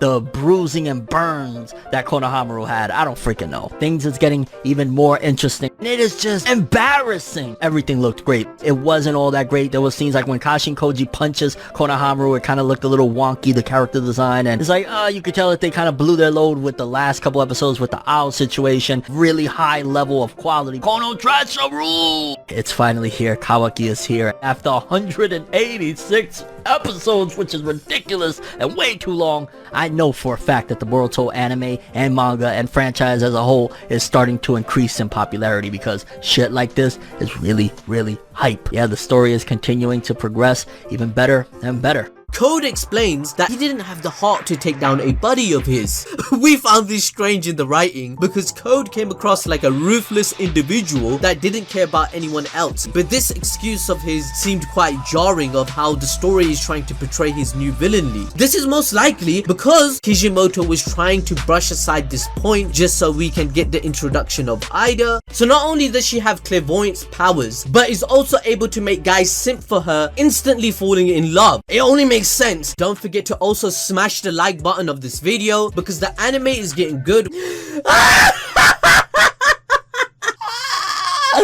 I was joking, by the way. We've been rocking with, I want to say now maybe like 4 or 5 months of the Boruto manga not having an official author. When Ukyo Kodachi walked away, did he leave with the plans? Because some of the things that happened in this chapter, I'll be honest with you, feel kind of like wedged in. There was a ton of stuff that I liked about the chapter. A lot of things that have transpired over the last few months with the Boruto manga. Feels like there was some sort of setups that were made that actually didn't pan out. That's really dope. I think that's a cool thing of seeing the setups of what is going to lead. The plans that were originally made for the Boruto manga, all the setups for 50 plus chapters, scrapped. I'm looking forward to seeing where all this is going. It's wedging things in that probably weren't set up and thought of, and honestly, they probably are trying to figure out how to get from point C to D. I like the setup of like, okay, so there's these robots and we're going full on Android this time around. Honestly, it didn't make much sense the way he explained it. And I ain't gonna lie, I was mad hype. Amado was so capable that he created robots that was stronger than an Otsutsuki god. It just feels a little far-fetched for me. There was a ton of stuff that I liked about the chapter. It feels like convenient and contrived. That's really dope. I think that's a cool thing of seeing the setups of what is going to lead. You created them stronger than Jigen. You didn't use them to defeat Jigen when your whole point was you wanted to take down Jigen. Like, come on. I'm looking forward to seeing where all this is going. These people were way stronger than Jigen, but because he ordered it, you immediately disposed of them when you could have just had like 3 of them jump him right there and kill him and that would have been it.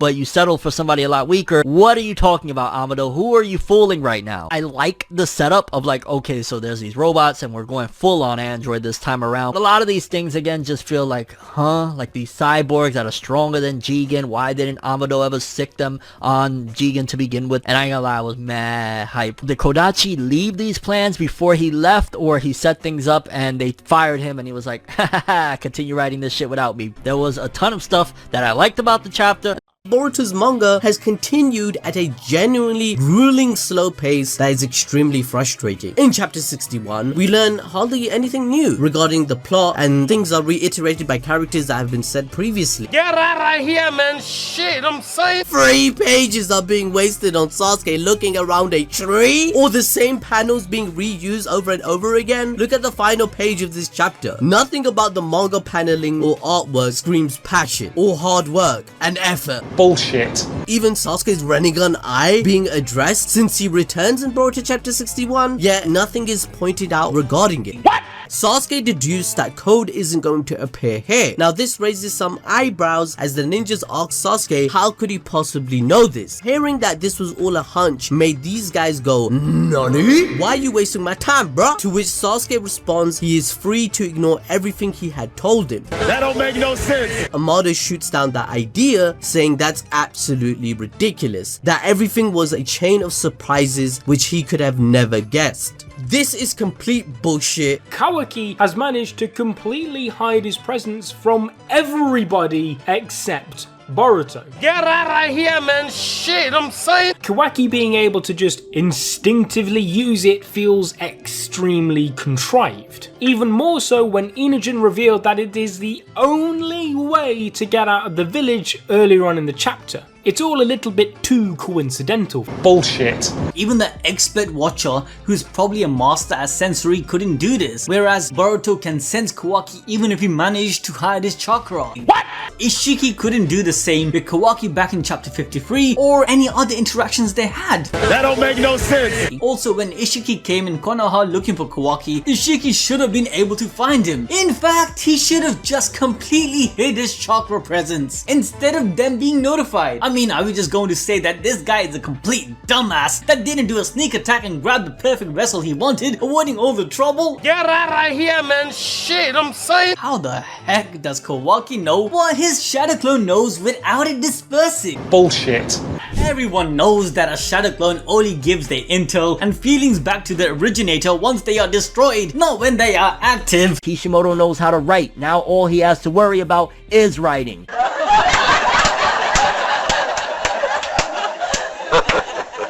Let's check out some more doublespeak, this time from Borutards. This episode wrapped up something huge from a lot of people's, childhoods. Notice how he said wrapped up instead of ended in a lame way. I cried for 5 to 10 minutes while watching this episode. Oh really, you cried? When a few minutes later you say, since I already read it, I wasn't that, surprised or shocked. You cried although you've read the manga. This was an iconic moment in this whole franchise and this whole series. He said iconic moment, not major bullshit moment, because that's what it was. You're not the one that's dying.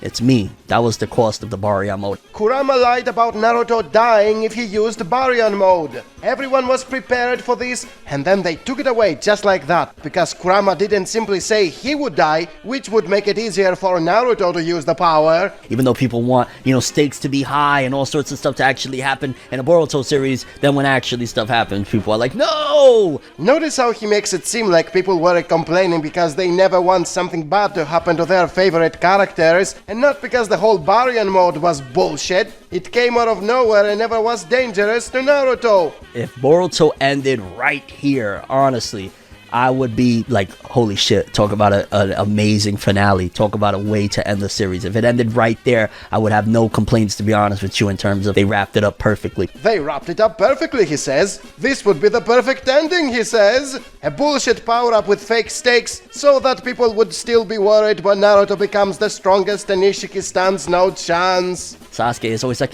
oh mate, I don't got no chakra, lad. Where's me chakra, mate? Boruto flies through with a kunai in hand, stabbing Sasuke in his Rinnegan, essentially eliminating Sasuke's legendary ocular power. What an iconic moment. Seeing Sasuke being a completely useless idiot throughout the show, and now losing his eye from the new protagonist. I would cry too if I still cared about this carcass of a franchise.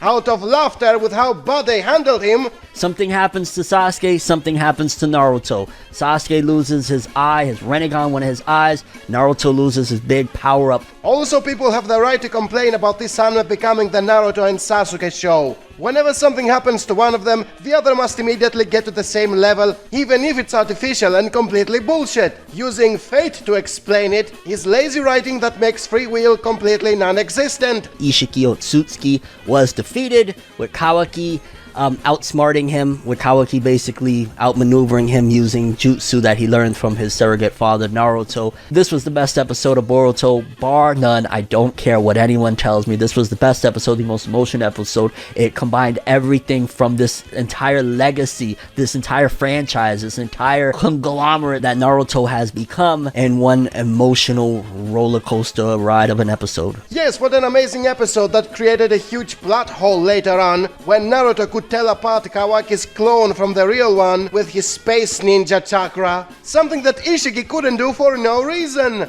That scene was bullshit since she couldn't have been fooled by the clone. What a ride Naruto is. What a ride Boruto has been. Yeah, I guess I kinda, misled you, but I didn't really lie. Yes, you did. You used doublespeak a dozen times per video because you don't want to admit you're a moron who makes money out of nostalgia grabbing trash aimed at 30-year-olds who for some reason still like this horrible franchise.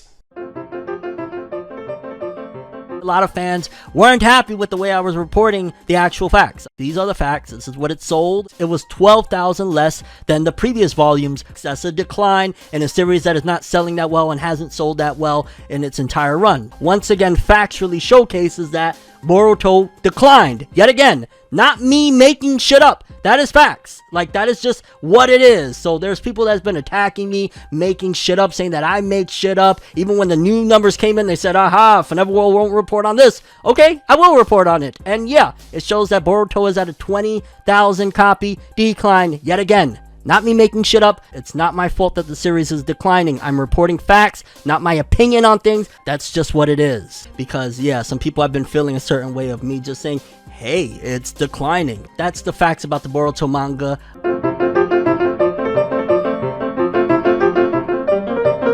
I uploaded a video. It was a short about a supposed Berserk short live action CGI filled film that was going to be coming to Netflix. Well, after uploading it, yo Fanev, this seems to be fake, and because I couldn't conclude that it was actually legit, and I want you guys to, trust me when I upload things, and, when I report on things, I was like, I value the trust that you guys have with me, so I immediately had to private that, pull that down. I was like, I was reporting the actual facts. Unless we get some validity on that Berserk hoax situation, that'll remain that way, and unfortunately, it looks like I got hit with a hoax. These are the facts. Yeah, if you're one of the people that caught that video, it was a hoax seemingly. That is facts. It doesn't seem like that's legit. I'm reporting facts. So yeah, I just wanted to address that one real quick. If you caught that video, it was fake. That's just what it is. Unless I get any other proof that says otherwise, yeah, it was fake. That's the facts.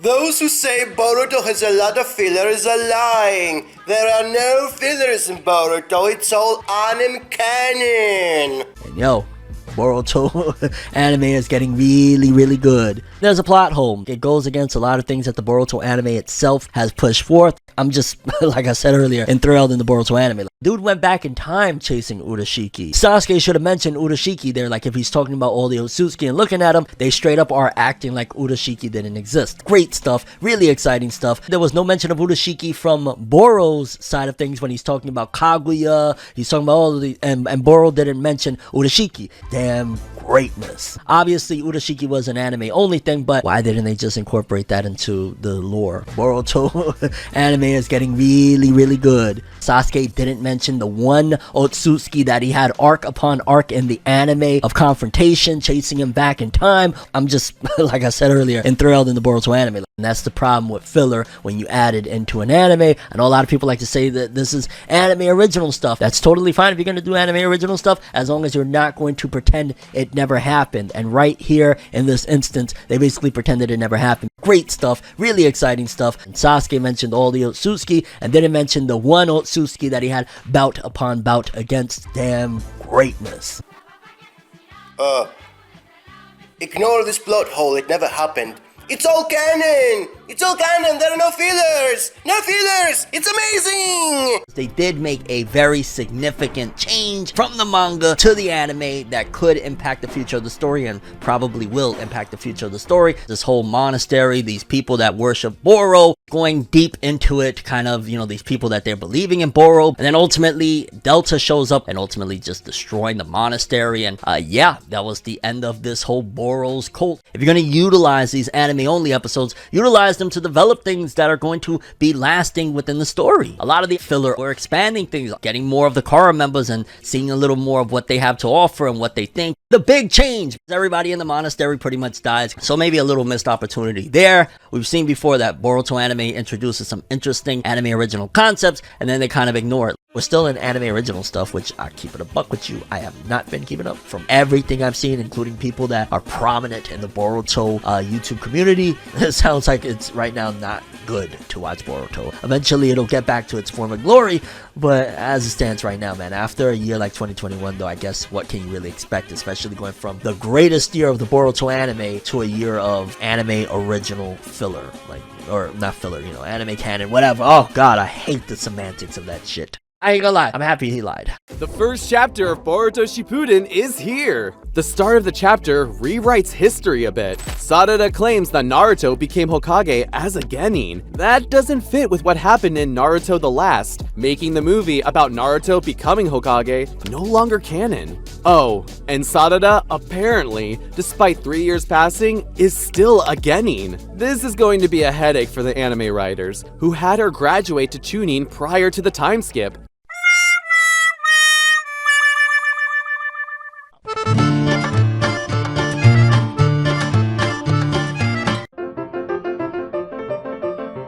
If you're a fan of a series, you would want your series to be itself, to have its own identity, instead of being a knockoff version of a different series. Because if you want it to be a knockoff version of something else, then you don't like the series, you are a fan of a different show, and you want it to be like that show instead of being its own thing. An homage to the Android saga of Dragon Ball Z. Amado is Kawaki from the future. What about if he comes from a future where Naruto has already been killed? Amado is basically a future Trunks-esque type of character, and he came back in time to possibly change the future. I am in love with this. Furthermore, if you are an actual fan and you want a series to copy ideas from other series, you would at least want the ideas it copies to be good and not trash. You wouldn't want the series to be ruined by the same things that ruined the other series. If we're gonna do an homage and we're gonna do our own twist on an idea, that would work. And he's kind of like a mixture of Trunks meets Bulma and came back in time. Like, I love that idea, and that would be absolutely insane. Bottom line, if you want something to lose its identity, to become an imitation of other things, and to be ruined by repeating the exact same mistakes others did,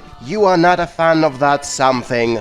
I am in love with this. Now, you guys all know how insane that Naruto vs Ishiki fight was, right? 10 out of 10, greatness. This power-up was not foreshadowed. I bet you've been asking yourself, just how damn strong is Naruto's new Boruto mode? Actually, I was wondering why you people are not criticizing the ass ball. We're gonna be going balls deep into exactly how strong Boruto mode is. And not a word about how the hell this is acceptable writing. Naruto's new power is completely busted to a degree that is more than you actually think. This is not what I am thinking. What I am thinking is how you guys are okay with this shit. We need to scale Jigen and Ishiki's power level so that we can deduce how powerful Naruto's new transformation is. Remember the time when Naruto had strategic fights and it wasn't a Dragon Ball clone where the only thing people were discussing was what was Goku's power level? He is the strongest character to ever exist in the Naruto series. Now, what do you expect, man? The shit scored Naruto. The guy's gonna be the strongest. He's the protagonist. That's the standard shonen rules. When you unlock more drip, you become the most powerful. And here I thought this was Boruto, the new generation. But no, it's Goku stealing the spotlight from Gohan all over again. My degree in anime bullshit science can explain that carbon composes the hardest element material in the entire world. However, Naruto's Boruto mode can tank something even stronger than this element. Look at these people who are nearing their 30s analyzing bullshit science science or explaining broken superpowers without analyzing the bad writing. If we try to apply logic and reality to every feat, then the whole anime story would make absolutely no sense. And I like how he admits it's bullshit, but then he continues with even more bullshit science right after. When Naruto wasn't even able to land a gosh damn hit on Ishiki, now he's bodying him. Remember when Naruto was weak and he had to use his brains, thus making the fights to be intelligent, instead of this gut level bullshit that come out of nowhere and have no strategy whatsoever? We all saw this episode, it was 11 out of 10 and I even cried my eyes out. Naruto was prime Mike Tysoning Ishiki like it was nobody's business. Yes, Naruto, make me feel good by kicking the crap out of the strong bad guy without any planning or tactic. This is why we are watching Shonen 4. Naruto can probably blow up the entire planet with a big ass Rasengan using all of Kuruma's chakra. It is broken as hell.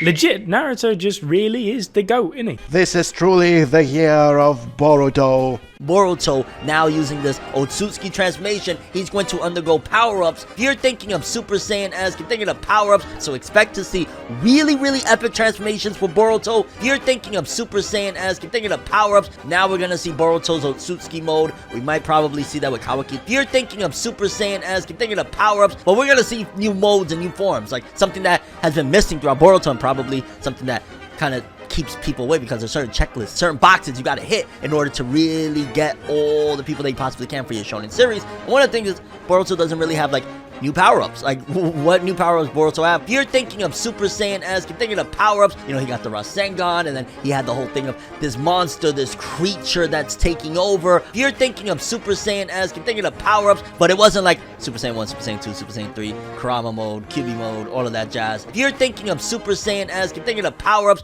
A lot of people been hating on the writing of Boruto post chapter 80, in particular regarding Sarada Uchiha and her Mangekyo Sharingan. I have not seen the fandom stretch so heavy and so hard. They've been stretching their arms like madmen in order to find something to complain about. How did this little girl, this Sarada Uchiha, be able to unlock Mangekyo Sharingan? And all of these Uchiha, Itachi, Sasuke, all of them, Shisui, they all had to undergo tremendous amounts of stress and heartbreak, and all sorts of terrible things happened to them, while Sarada unlocked it because Boruto was in trouble. She is a half-breed. Honestly, it's very strange that a lot of people don't give Sarada the whole title of being a prodigy. So essentially, she's going to be able to tap into certain aspects that the Uchiha have to go through a lot more. I mean, the half-breed whole theme and trope in anime and manga is a very strong thing that you even take it back to Dragon Ball Z with Goten and Trunks. Goku and Vegeta had to go through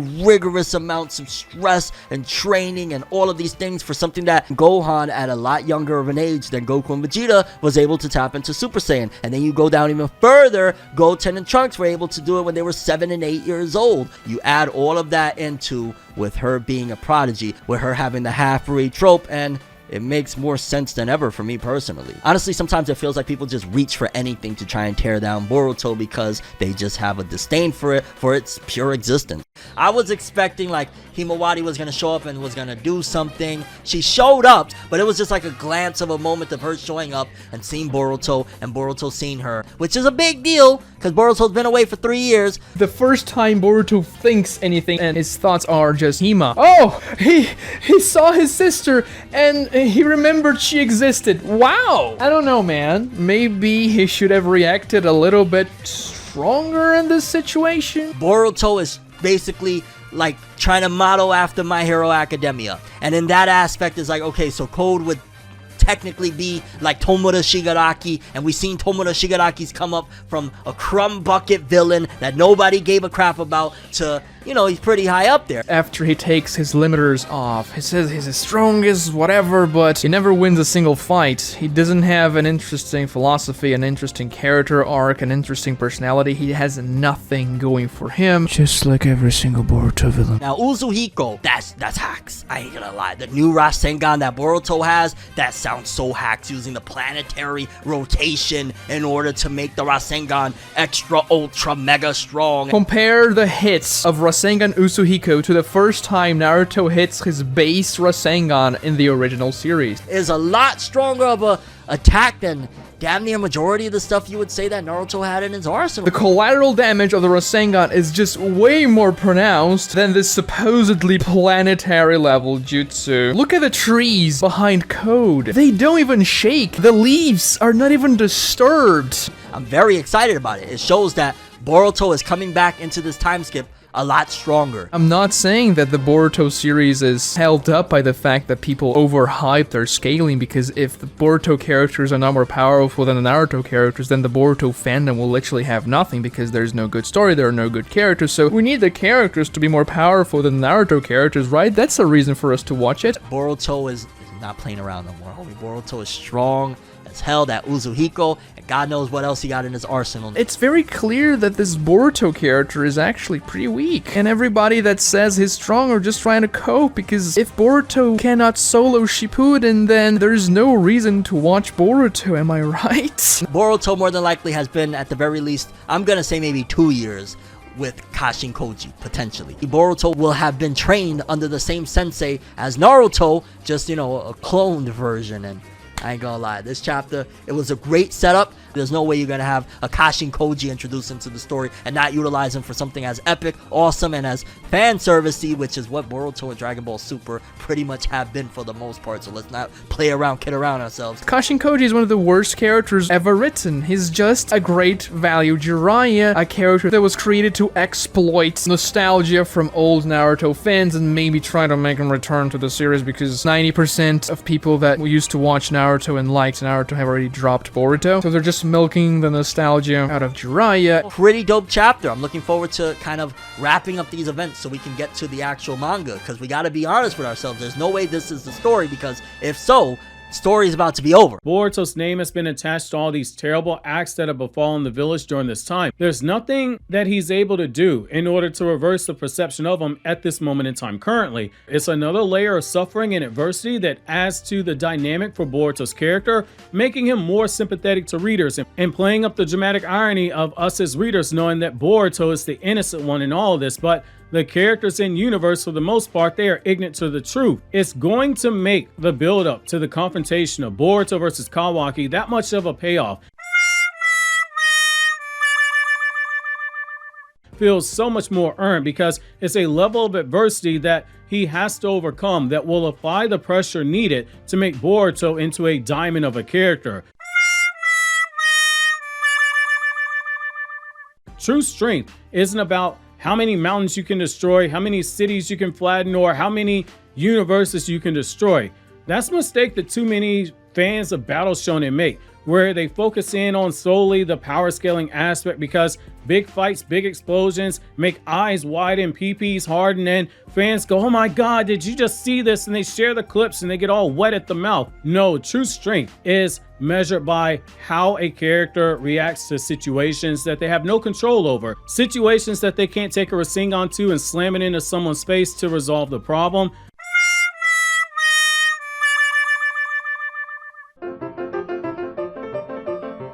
Here is your daily reminder for why we can never have good things. A guy made this topic about nobody giving Boruto a chance, despite doing so with every other character. Because when we watched the Boruto movie and hated him for being a spoiled brat who hates his dad for giving him a happy life, and who didn't get punished after cheating in the tuning exams, we didn't give him a chance. When we watched the beginning of the series and hated it for being 90% filler, we didn't give it a chance. When we were patiently waiting 6 years for Naruto and Sasuke to finally die so Boruto can finally get his development, and he still didn't, we didn't give him a chance. When we kept waiting for him to somehow get the spotlight, only to see Naruto, Sasuke and Kawaki constantly getting all the attention, we didn't give it a chance. And when you try to chat with a guy trying to explain everything I said in this video, he calls us all haters 5 times per minute who hate Boruto for no reason despite being so popular. So as you see, anyone who says you never gave something a chance is always a blinded idiot who never listens to what others have to say. I gave him my video about why Boruto sucks, and he didn't give it a chance because he wasn't invested. At the same time, he expects others to be invested in a needless cash grab that ruined a classic and to still be giving it a chance after over 200 episodes of constant failures to make the protagonist likable and not a side character in his own series.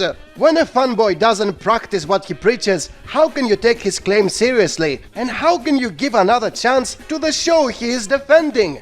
You can't, especially when nothing ever gets better. Certainly not after 200 episodes, most of which are forgettable filler. Don't hurt his feelings, kids. Give cancer a chance.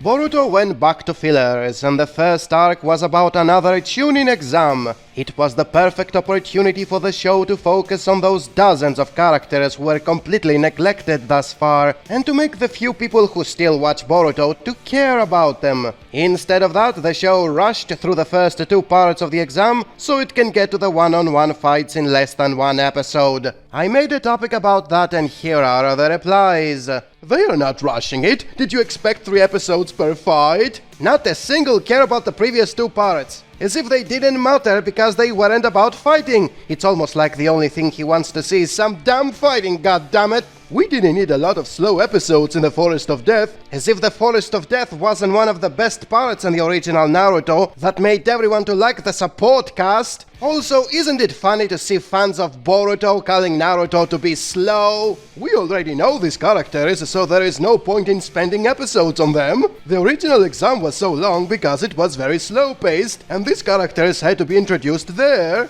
Bullshit! We know nothing about them besides how they look. They never got any attention, and using the same logic, we already saw the support cast in the original Naruto in the first 2 episodes. Therefore, there was no need to spend more episodes on them during the exams either. Naruto was very slow. Boruto's pacing is perfect. It wasn't simply slow, it was also multi-layered. There were a lot of side stories happening at the same time as the main plot, which was obviously slowing things down and was giving focus on the support cast. No such thing is happening throughout Boruto. It's always about him and his family. Everything else never got any attention, and it's why nobody cared about them. This arc was the perfect opportunity to give focus to the support cast, and they still didn't do it. The arc is rushed because we are going back to the manga content soon. Why? There aren't many chapters left to adapt. Because they have to explain why the bad guy is not doing anything all this time. Ah, yes, because they totally explained why the bad guys were not doing anything while Kawaki was right in front of them, and yet they weren't simply capturing him. The arc is rushed because they have lots of ideas for many filler arcs. Why have 100 mini arcs instead of 1 long and detailed one? It's clearly better when the whole cast is in one place. The arc is rushed because people of today constantly want the plot to keep moving, but the plot is not going anywhere, it's filler, and it's useless because it doesn't even focus on anyone. The arc is rushed because we have seen the same exam before and there is no point in repeating the same things. It's not the same people though, they won't do the exact same things because they are not the same people. No exam is on paper the same, so what is the problem? And this is where the mismanagement of the show becomes apparent. The writers never cared about the support cast. They didn't bother to give them focus, they didn't bother to give them different powers, or even a different personality than their parents. They are pale imitations of the originals, so people logically prefer to see the originals instead of the imitations. Furthermore, there are no stakes in this exam, nobody is allowed to die and no other village is competing along with them. Therefore, nobody cares about who is going to pass the exams. The only reason this arc exists is for giving some characters a higher rank, so they can participate in more dangerous missions in future filler arcs. Also, the power scaling became complete shit by now, as there is no sense of proper progression. You can't jump from fighting gods who can destroy the world to fooling around in a school exam where nobody can die. Also, the major characters are already way too powerful for their age, and should not be finding it difficult to pass a tensionless test. So it's basically the same problem as in My Hero Academia, where they keep jumping from life-threatening missions to silly school competitions. Nobody would care about the outcome. And speaking of that show, Boruto should have been seasonal. It would have avoided the fillers and thus a lot more people would like it. There are the usual defenders of this bullshit who say it makes a lot of money so they won't stop, but then again My Hero Academia is seasonal as well, and it didn't lose 95% of its viewer base from the get-go. It's bad mismanagement of characters nobody cared about in a show nobody wanted. And just like it happened with Samurai 8, most of the fans don't get it.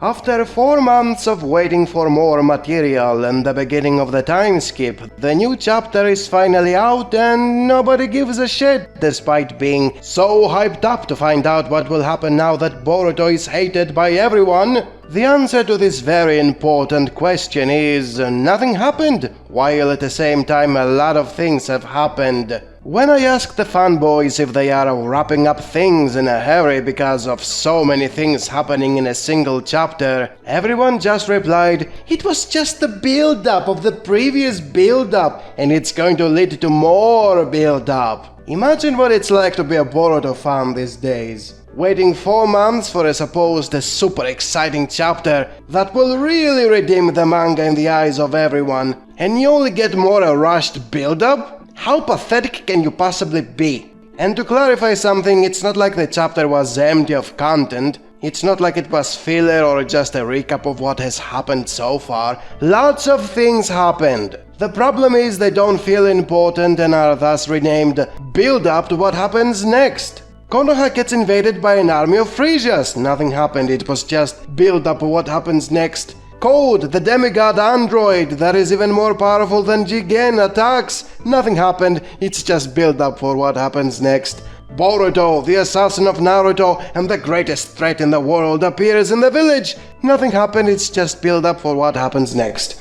Imagine saying that shit back when the manga for Naruto was still ongoing. Imagine reading about Orochimaru's army invading Konoha during the Chunin exams, and the only thing you could say with complete indifference is that it's build-up. Nothing happens yet. Imagine reading about Itachi, the most dangerous traitor, and the only thing you could say is that it's build-up. Nothing happens yet. Imagine reading about Pain blowing up Konoha and murdering tens of thousands of people, and the only thing you can say apathetically is that it's build-up. Nothing happens yet. Every Narutard would tell you to stop reading it because you are clearly not enjoying it. Borutards are nothing like Narutards. Since, as we came to accept over the past 7 years, is that they don't enjoy Boruto. They just label everything as unimportant and build up for what comes next. Consume build up and be slightly excited for more build up. The army of Frisias that invade Konoha is 1,000,000 times more powerful than Orochimaru's army. Code is 1,000,000 times stronger than Pain. Boruto is 1,000,000 times stronger than Itachi. And nobody feels a tiny bit worried. Because none of this shit matters. Nobody cares about the Frisia army, nobody cares about Code, they don't even care about Boruto. After 7 years of anticipating that stupid time skip where Naruto will be dead, Boruto will be possessed by Momoshiki, and ninjas don't exist anymore. It was all done in a hurry in the last 2 chapters with brainwashing, and it was absolutely nothing you see in the flash forward. Naruto is still alive, Boruto is not possessed, ninjas still exist, barely. It was all a lie, because there never was any actual build-up that led to what is going on right now. The story writers didn't plan anything, which is why stuff happen and finish in a single chapter without ever making you feel they are highlights. There are no highlights, only stuff happening, which are then labeled as build-up to the build-up that will come after the build-up of the build-up. And that is why a lot of things are happening and nothing happens at the same time. Only Borutards would dare to say such a thing. Let me show you what happens after you keep telling yourself Boruto is an amazing show for 250 episodes, while everyone around you keeps telling you it's shit. So I start a chat with a guy who thinks people are persistent in their hate, and I tell him the show had many bad episodes in the beginning. As you see, I didn't insult him or anything, yet his reply is all about insulting me for telling him the truth. The show was crap for at least 100 episodes, which is the reason people crap on it all the time. Naruto was great in those first 100 episodes, and that is why they consider it better than Boruto. Look at this defensive reply that has nothing to do with trying to defend the show, and it's all about making fun of the guy who made the comment, as if he can't defend his opinion with logical claims, and instantly resorts to name-calling. So I try again using logic he can't ignore. You ignore 100 crappy episodes, and he says, I ignore 100 good episodes. I say it can't be a good show if it has 100 crappy episodes. What do you think his reply is?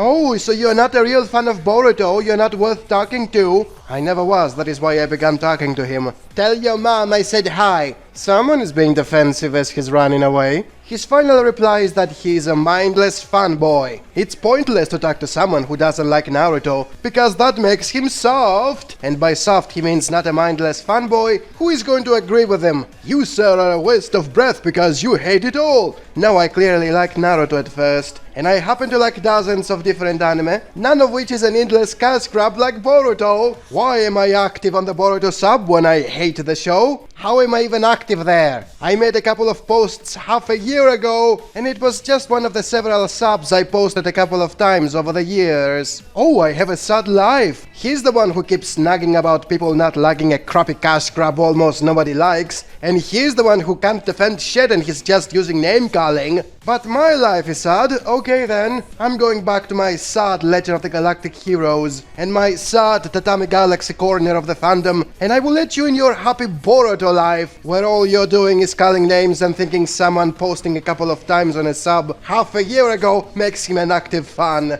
And these are what the fans of Boruto have become. The time for the final battle is coming. A lot of that is like, for the most part, regurgitated information. We are entering the final battle. I've said it before and I'll say it again. There's going to be probably one big final fight. A lot of that is like, for the most part, regurgitated information. Yeah, we might actually be entering that climax. I've said it before and I'll say it again. This is all final battle talk, right? We're headed towards the final battle. A lot of that is like, for the most part, regurgitated information. Boruto is entering the quote-unquote final battle. I've said it before and I'll say it again. The final battle is coming, which means that we're entering toward the beginning of the end. But again, I want to say the beginning of the end prior to the time skip. A lot of that is like, for the most part, regurgitated information. We could be entering the beginning of the end prior to the time skip. I've said it before and I'll say it again. Yeah, we still got to get to that time skip. We ain't gonna feel like it's completely headed towards like, oh, it's the end until we're in the time skip and until that Boruto versus Kawaki as adult fight actually starts to go down. Then I'm gonna be like, well, that could be the end unless Boruto explodes around that time and they're like, no, we're gonna keep it going. Laughs. Right now, we're still in the manga pre-time skip, even though at the end of last year, one of the creators of Boruto, Ikamoto, said, we're getting closer to that point of when they're adults. I can't say where we're at right now, but it's about to happen eventually soon. And it seems as though we may be getting closer and closer. It felt like with the defeat and death of Ishiki Otsutsuki, things was going to go like, towards the time skip. We were going to enter it. Something was going to happen there. After that, it seems like it's set up for another arc that didn't feel like it was initially planned to happen right at that particular point. And again, I want to credit that to Masashi Kishimoto. Laughs. I'm so freaking excited that we started 2022 off in a way better direction than 2021. Kawaki has pierced Boruto and killed the main character. Boruto's going to be rebuilt as a Robo Boruto by Amado. Boruto did not fight the big one. That next chapter is probably going to be another huge one and be one of the pillars that leads into the time skip. No time skip! Hey! Boruto manga greatness! That time skip, I'm not even going to talk about that shit anymore. It'll come when it comes. Clearly, it wasn't happening here. Everybody thought this is going to be... No. They have done a fantastic job with Boruto, I'll say this. Everything just seems weird in terms of like the big villain just got his ass whipped and he ran back, but he's going to come back eventually. And we have a time skip that was supposed to happen. If done right and the whole series gets remarketed and reimagined in terms of moving forward, that it's no longer Boruto Naruto Next Generations, it's Naruto Resurrections or some shit like that, or Naruto the Next Chapter or something like that, then yeah, bringing Boruto back as a character, as a cyborg, so to speak, would actually work, because we will forget all about that. It was originally Boruto series to begin with. It would have ended with a happy ending if we never got Boruto. Boruto manga right now has me so optimistic for 2022's chapters, the future of the series, and where everything is going, because this was awesome. This was hype. Let's go, baby. This is the worst year the Boruto anime has ever freaking had. It definitely feels like this is more of an adult Dragon Ball. What the hell is going on? I thought the way they were doing this thing was that, hey, we started off there in the academy, they're kids, and also with the audience can grow with it. Like, okay, if you were 12 years old when you started watching the Boruto anime in 2017, now fast forward, you're getting closer to, adulthood or whatnot. I thought it would have been immediately like, okay, natural progression, boom, we should be at the time skip right now, the characters is older, so that way the audience can grow with Boruto. This feels like, with this arc, a huge step back, and it's almost as if they're trying and they're fishing for another new audience to jump into Boruto of really little kids. And what? Darker than anything we've seen in Dragon Ball. It feels like it's counterproductive to what's happening with, the whole growing with the show. The audience, I don't know if maybe recently a lot of the audience abandoned the Boruto anime after 2021's peak, and then they went to 2022 and they were like, yeah, I can't get jiggy with this shit no more. It feels as though Dragon Ball with this arc grew up with us finally. This is going to benefit the Boruto series down the road, and I know you're probably thinking, wait, how is this trash arc gonna benefit? Because seeing Kawaki bonding more in the Leaf and seeing him spending more time with all of these people is going to kind of make it even more tragic when whatever happens to kind of make him go into that path of being an adversary, of being, an opponent, an antagonist. It's going to be heartbreaking to see, man, remember when he was going through this, that, and the third. You reach a certain point where it's like the final level of being an anime manga fan. Am I saying that the Boruto anime ain't gonna be fire and I'm gonna be screaming, oh my god, this is crazy down the road? No, it's probably going to go that route, but as it stands right now with the Boruto anime, it's doo-doo bread. I kind of reached the mountaintop where, I've seen the greatest of greats. Maybe these episodes should have been interesting. It really brought me to a different state. Spoilers are out, and this is the one, people. Yeah, it's a good time, once again, finally, to be a Boruto fan. This is my favorite book. Let's check these spoilers out, baby. Let's do it. Next one right here is gonna knock you out your socks. You're gonna be like, woo! I haven't read it, but I can say it's my favorite book ever. Oh my god. And then we got the actual panels here. First of all, one of them looks amazing, and then we got another one of seeing this Otsutsuki from behind. Oh my god. It's on the top of my list. Bombshell. You ready for the bombshell? Bombshell! I want to see it, I ain't gonna lie. I'm so happy. Very interesting. How the hell did Ishiki find him? How did they find each other? How did that work? Lots to speculate. This is my favorite book. Goddamn, Boruto! And it seems like this was the chapter we've been waiting damn near all year for. I haven't read it, but I can say it's my favorite book ever. Dog, we got to see the Kawaki retrieval, a glimpse of it at the very least, seemingly with Sage Mode, Mitsuki, and Sarada going up against Kawaki. Oh my god, this is the best Boruto chapter of 2022. It's on the top of my list. This is the Boruto manga I want to be reading. This is what I'm looking forward to. I need this chapter. Now! Now! Now! I'm so happy. Pillow talk between Sarada, Sumire, and Ada. That doesn't sound like, oh my god, I can't wait for that. It doesn't. Can we get on with it? They're keeping going in line with this whole prophecy that has been built up and built up, but also at the same time, it just feels like it's recap. Like, can we get on with it? Boruto, Damon, and Kawaki start arguing at the breakfast table. Then suddenly she mentions that she needs more girls at the house. It just sounds like, slice of life stuff, man. Can we get on with it? More flustering over, aren't you in heat over her? No, you are. No, you are. No, you are. I'm going like, okay. Can we get on with it? Ada asks Sarada and Sumire to come with her so they can talk away from the boys. Ada starts talking about her feelings concerning Kawaki. Blush, blush. Dog. Really? Can we get on with it? Boruto's good at beating Damon in video games, guys. Yeah! My god, going from Barya mode versus Ishiki, going from the plot twist of Kashin Koji actually being a clone of Jiraiya to pillow talk. Can we get on with it? God damn, dog. Whoever's penning this shit, I don't know, fam. What's going on? Dog, I don't want pillow talk. I don't know. Stop, please. What are we doing? Can we get on with it? I think we're starting to get the reasoning behind, hey, why is Kawaki attacking Boruto in the future? What's happening here? Hopefully setting up that maybe next chapter Momoshiki's gonna go crazy and things is gonna go haywire, because this chapter yet again feels like a lot of fluff with like key moments scattered, sprinkled, and then the ending of just, okay, we're about to get things going. Next year's Boruto is going to be amazing. Sasuke Retsuden is already getting adapted into anime form, and a lot of people, including myself, were like, yeah! Oh, it's being adapted in Boruto? You can keep it! I'm just kidding, relax. My god, there's 282 episodes of Boruto and we're still not at the time skip preview! I'm sorry. And based off the preview, I'm gonna keep it real with you. The art and animation don't look great. Don't hurt me! And it sounds like they're doing a botched adaptation to Scream. Read the manga! I'm just kidding, relax. Seriously, I feel like Boruto Naruto Next Generations once again is bullying. It's a bully and it has no respect for the Naruto IP as a whole. It's like, oh, you did that little spin-off Sasuke manga? Oh wow, there's no Boruto in it at all. You really went brave. It's ours now, motherfucker. I'm sorry. Give me back Sasuke Retsuden with a real anime adaptation. This shit about to be dog shit.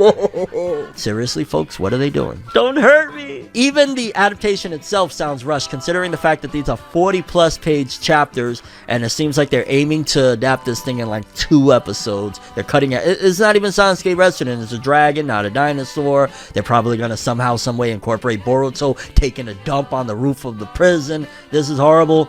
I'm not looking forward to this. I'm just kidding, relax. Because I haven't watched Boruto in a while now, to be honest with you. But yeah, I don't know. Sounds like they're botching. It sounds like they're like, hey, code arc afterwards. So just put up with, you know, this terrible adaptation of something you were hype about, and we'll give you the goods later. Which is not the greatest trade in the world, but hey, at least we got Sasuke Retsuden and then Code, right? This shit about to be boo-boo. Ah! I'm sorry. I feel like we would have a whole different conversation right now about the state of the franchise Naruto. Like, people would be going crazy if Naruto was still Naruto and not Boruto. Don't hurt me! The most popular manga in the world right now, Jujutsu Kaisen, Black Clover, and My Hero Academia. Imagine what happens when we lose all 3 of them and it's just One Piece, and then there's weeks with no One Piece. What happens? That's where they need to bring Boruto time skip and make it a weekly Shonen Jump series. The way to fill the void is make Boruto weekly. That's how you replace these things. That's how you bring them to the top. What do we do when they're gone and then One Piece is on break? There is no Shonen Jump. This is the time for Boruto to take over. Because nothing else is going to fill the void. I'm going to be very clear right now. Shonen Jump dies the moment these 3 are gone and it's only One Piece. Unless you get a time skip Boruto rebrand, put it out there into the mainstream, bring it back either seasonally or whatever you gotta do. That right there is the winning success, because nothing else is gonna do it. So nothing right now is going to save Shonen Jump, and all of these series look like they can end at any time. Boruto have to go to Shonen Jump to keep it afloat. What is going to replace them? Boruto is the future to save things. With Kishimoto saying no, like doing a full-on interview, hey guys, I'm back, this is my baby, I'm ready to rock and roll, we're gonna take this thing to the new level. I got this guy Kimoto Shingo that did the Sasuke manga art, he's going to be doing majority of the art, I'm gonna be storyboarding it, and I'm ready to make something even more grander than what I made with Naruto. I'm here now, I'm full, my attention is completely on board for Boruto, we're doing it weekly, the anime is going to come back as a seasonal thing. You won. You won! You won! You won! Okay, people, we have hands down the most important Boruto spoilers of all time. Not clickbait, not clickbait. These are literally the spoilers that the entire fandom have been waiting. Not clickbait, not clickbait. This right here is humongous. I can assure you, the fated day has arrived for the Boruto series. Not clickbait, not clickbait. An epic chapter. Again, I'm warning you guys, this is a big one. This is a huge one. This is a massive subversion. Not clickbait, not clickbait. Things is about to go down and getting intense, baby. Let's go. Not clickbait, not clickbait. This is intense. Dog, what is about to happen? Like, yo, this is so hype. Finally. Not clickbait, not clickbait. What is going on here? Wham! I love it. Let's continue, people. It's getting spicier. Not clickbait, not clickbait. Ikamoto and the team are pushing it forward. Oh, this is crazy, dog. What is going on, dog? This is crazy. Not clickbait, not clickbait. Kawaki opens a portal and sends Naruto and Hinata to a different dimension. Is this it? Episodes 1 reference? I will send you where I sent Lord 7th. It's been 85 million years! Slap it upside down. This is getting nuts. Not clickbait, not clickbait. If this is it, people, if we finally reach the time skip, then absolutely bravo. There is so much mystery here right now. These spoilers were some of the best. It looks like Boruto's return is so grandiose that with each chapter over the last 3 months, I want to say, it looks like it's been progressively getting better and better. This is a massive subversion. The Ogre had a 90-minute live stream of pure cope. He kept telling the Boruto fans how it's actually better that Naruto didn't die as they thought and is instead taken to a different dimension, because that way they can have more Naruto in the future. Although that is not what they were saying for 6 years. Since the very first chapter, they kept saying Boruto is taking its time in being boring, so it would let you get accustomed to the new generation. And once you get to love all these new amazing characters, you will then be devastated when Naruto dies and Konoha gets destroyed. Amazing concept. All you have to do is be patient for 6 years, and then it will be amazing. You might hate Boruto as a character right now, but when his father dies, his village gets destroyed, and his body gets taken over by the space ninjas, you will love him! Because he will be a tragic character who lost everything, and there will be stakes and tension. Then those 6 years passed and nothing happened. Naruto is not dead, he's just taken to a different dimension for a while, where they have convinced themselves he's having a good time in some exotic island. The village is not destroyed, Boruto is not possessed, and he didn't lose a thing. You would think they would be furious, but they are not. They have already convinced themselves to like Boruto no matter how shit it is, and the Ogre is at the forefront making money out of it. This live stream is proof of it. He made about $500 just by telling the fanboys what a great twist it is for everything they were clickbaiting for over 6 years to not be as good as what is going on right now. That's the reason the Ogre defends this trash. He makes $500 every time he tells the fanboys what they want to hear.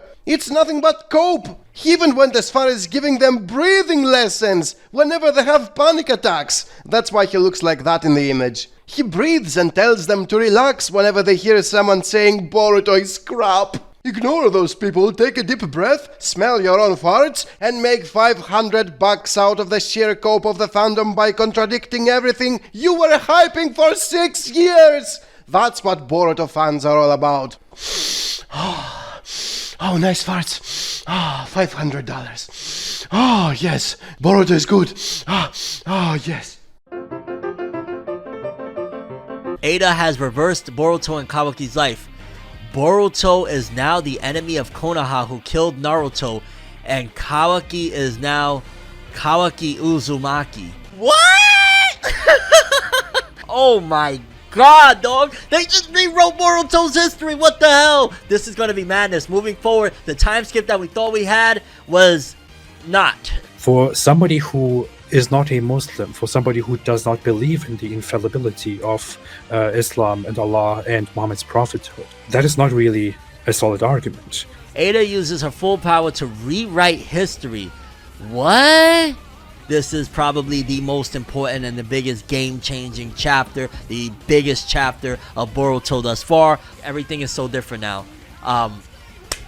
Kishimoto, Ikamoto, everybody involved, this was the biggest chapter. In Christianity, if someone's criticizing Christianity, I'm thinking of it from the perspective of a Christian, where I'm trying to make sense of it, whereas the other person who doesn't believe in Christianity doesn't have to think about it in a way where he's trying to make sense of it. That first episode, that first moment where Boruto and Kawaki are older, clashing, that could totally not happen. That could be the history that was supposed to happen. We could actually have the time skip be something totally different, or not even have a time skip in general, and that kind of just be a different thing altogether. Maybe that time skip thing is not going to actually happen that way. Biggest chapter of Boruto by far, and this just rewrote the entire series. And you could call it what you want, because at the end of the day, yeah, it's to a certain degree a Deus Ex Machina, like a character that broken that rewrote history, but Now, this takes us into other avenues.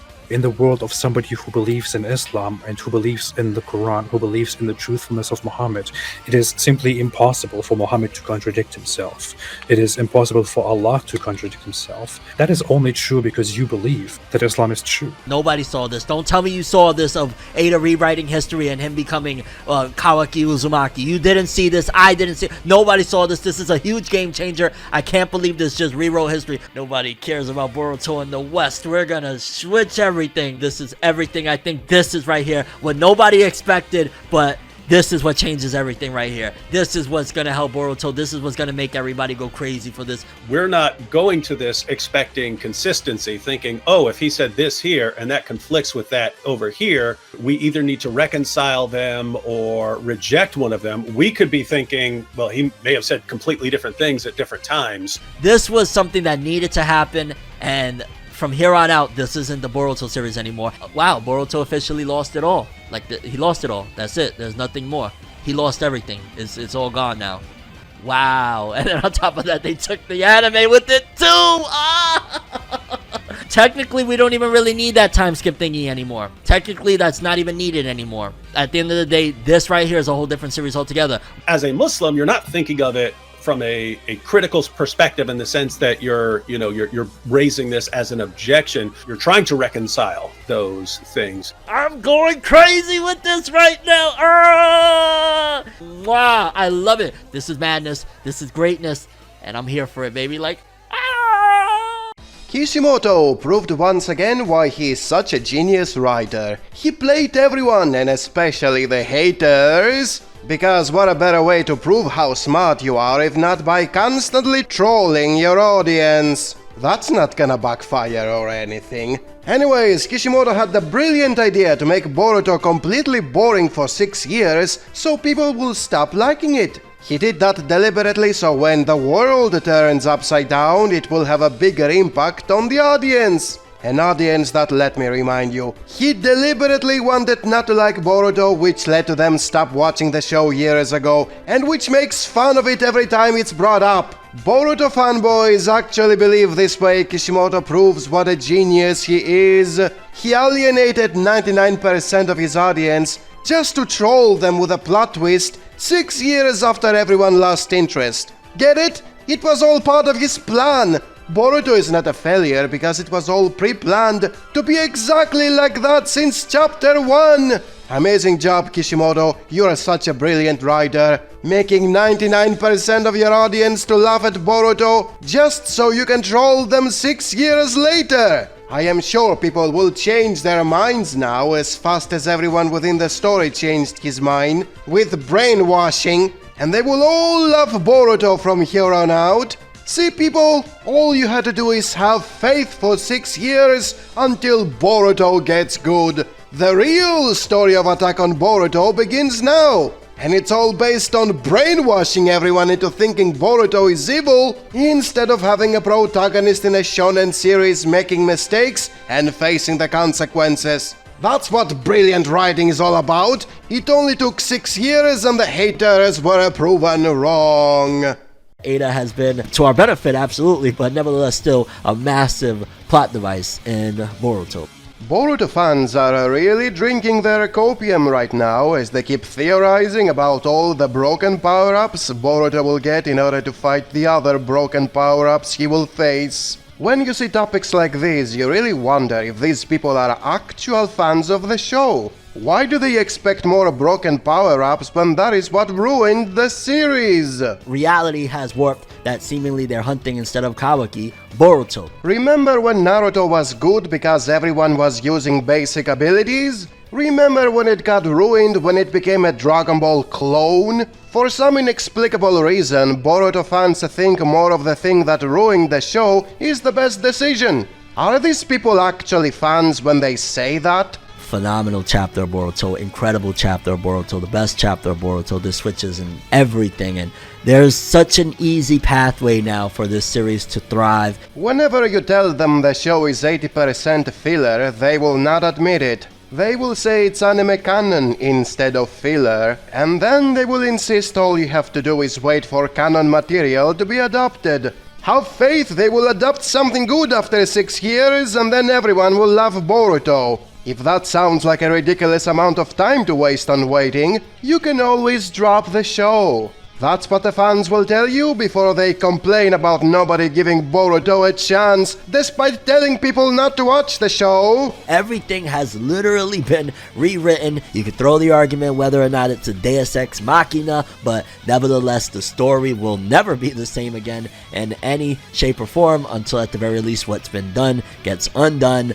Furthermore, they will say Boruto is not Naruto because it has a completely different direction. And they will say that while they are theory crafting about broken power-ups, which were present even in the later parts of Naruto and became the reason the show got bad. So how exactly does Boruto have a different direction when it's also about broken power-ups? It's more of the same shit. If they truly wanted a different direction, they wouldn't be pleased if they got more of the same shit, and they wouldn't be fans if they did.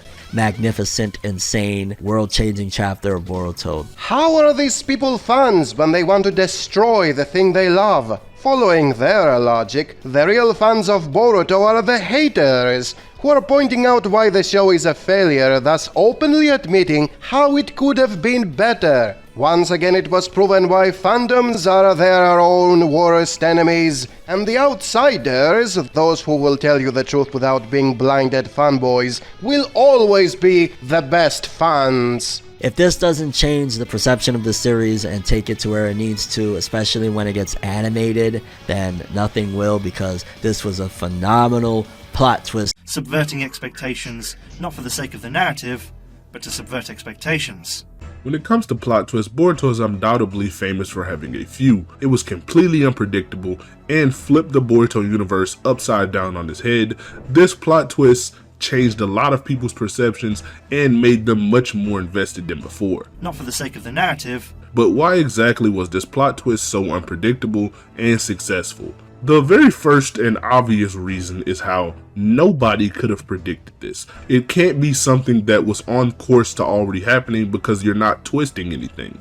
You have to subvert expectations a bit. Not for the sake of the narrative. No one actually knew 100% the answer. Because, of course, they would always subvert their expectations just when it became too obvious. No one could have predicted this, which is great in a plot twist and fits what it's supposed to do, feeling like it was done well. Not for the sake of the narrative. This plot twist seemingly came out of nowhere and seemingly was unpredictable by any person on Earth. While it was out of nowhere per se, it makes sense. These are kind of double statements. They have one obvious interpretation and another interpretation that could be something that's completely different. Not for the sake of the narrative. That is the first point of what makes this plot twist so magnificent. It subverted expectations in a way that it felt out of nowhere, but once you dig deeper, it comes all together and is foreshadowed. Not for the sake of the narrative. And we start looking at this plot twist for what it is.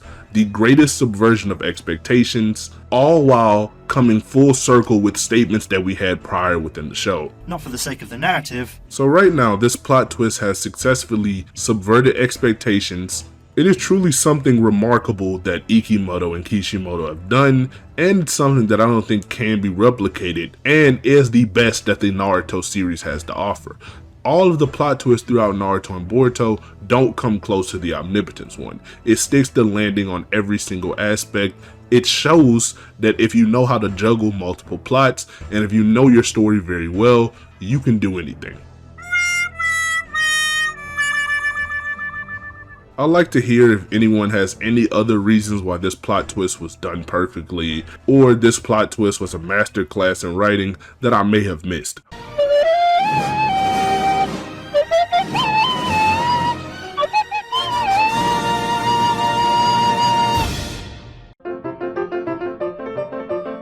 For a lot of people that tuned out or aren't really tuning in because of Boruto itself, the whole stigma of the name, the character and all that jazz, I think returning and calling it something other than just Boruto, maybe calling it Shinobi Chronicles, you could call it candle wax, and it's still gonna be really fire. However, in terms of marketing, to get those people that tuned in, to get those people that don't care about Boruto, or better yet, they have a disdain about Boruto, to come back in and check it out, I think renaming it from the Boruto name would be massively influential in getting people to give it a second look. Call it whatever you want. Removing the name Boruto itself, I feel, would definitely give a little bit of a second chance for this actual series for people that have, again, a disdain towards it or don't want to tune in because they're like, it's just Boruto.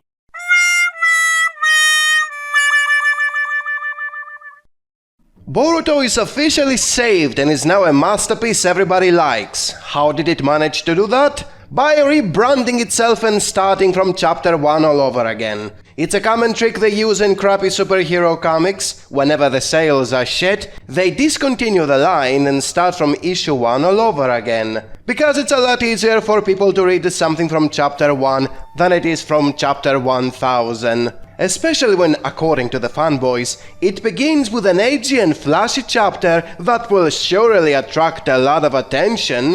Which doesn't really make any sense when the same fanboys insist nothing happened in the first chapter. It was the build-up of a build-up leading to another build-up. Others say it was done so the manga sales will go up, which doesn't really make any sense among the fanboys, since according to them sales do not matter anymore. Nobody buys manga or Blu-rays. It's all about the merchandise and the video games. Rebranding the manga doesn't matter, since increasing the manga sales won't make a difference. It is also the same story made by the same people, a direct continuity and still a monthly release. Literally nothing changed besides the subtitle. They removed Naruto Next Generations and replaced it with 2 Blue Vortex. That's it. That's all the rebranding they did, and now Boruto is saved.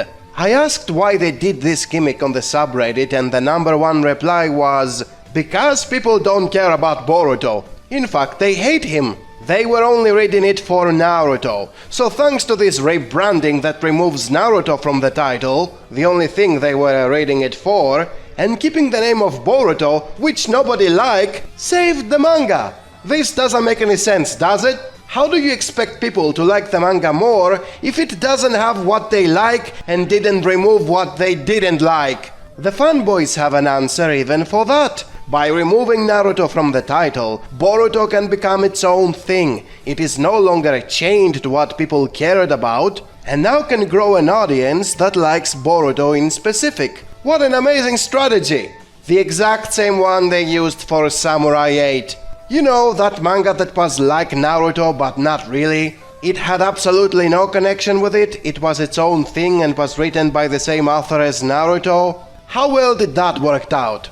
The only thing people ever liked out of everything Kishimoto made was Naruto and Sasuke. Take them out and people don't give a shit. That is not how the fanboys see it, obviously. The rebranding was important because with this chapter, Boruto grew up with us finally. Now it's dark and mature, able to be enjoyed by older people. Because this is not what happens in a freaking shonen, it's for adults. And what a better way is there to prove it, if not by having the main villain of the chapter being Code? A comic relief everyone makes fun of because he's always losing very easily. Truly a very mature manga for very mature people. And now for the elephant in the room. The rebranding is a course correction. They did it so they can throw in a time skip where everything they did wrong can be glossed over and dealt with out of screen.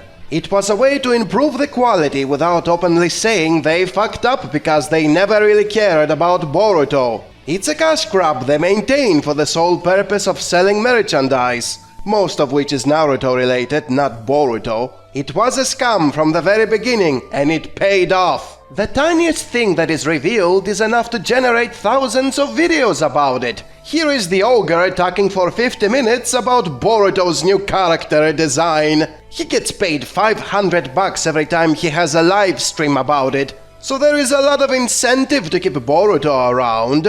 And by incentive, I mean money. Thousands of sellouts make hundreds of bucks by overanalyzing a cash grab. So as you see, it was very important to rebrand Boruto and start from chapter 1 again.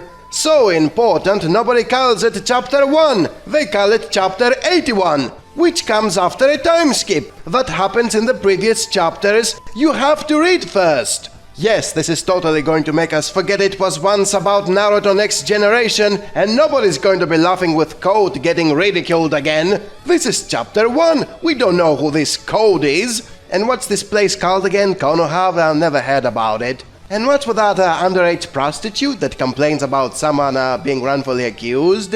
What? That's a new character named Sarada, and she's not an underage prostitute? She's just drawn that way because the mangaka is a pervert who loves objectifying women? It's okay, I can forgive him, since it's the first time he did it. Let's not be too harsh on this new manga, it's just chapter 1 after all. It didn't begin 7 years ago, plus it's deep and mature for adults.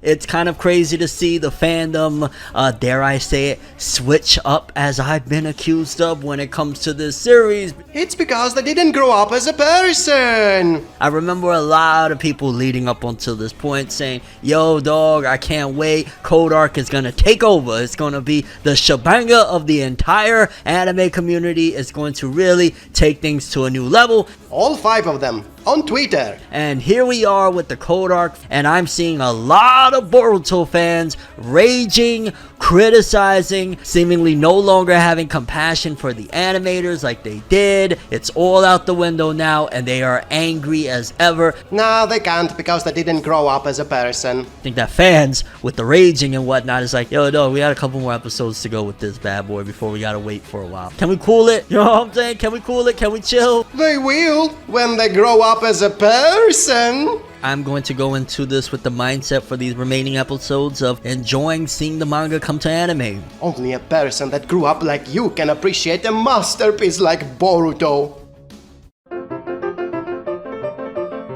For me personally, the smart thing to do, the logical thing to do, what I would do if I was in charge of this IP, the marketing department, and I had the budget to put behind it or whatnot, Boruto going back in time, whether it be vortex hopping or there's some sort of, you know, I guess it would be technically a plot device, so to speak, to going back to Minato's time period. Similar to the time travel arc of where Boruto and Sasuke went back in time.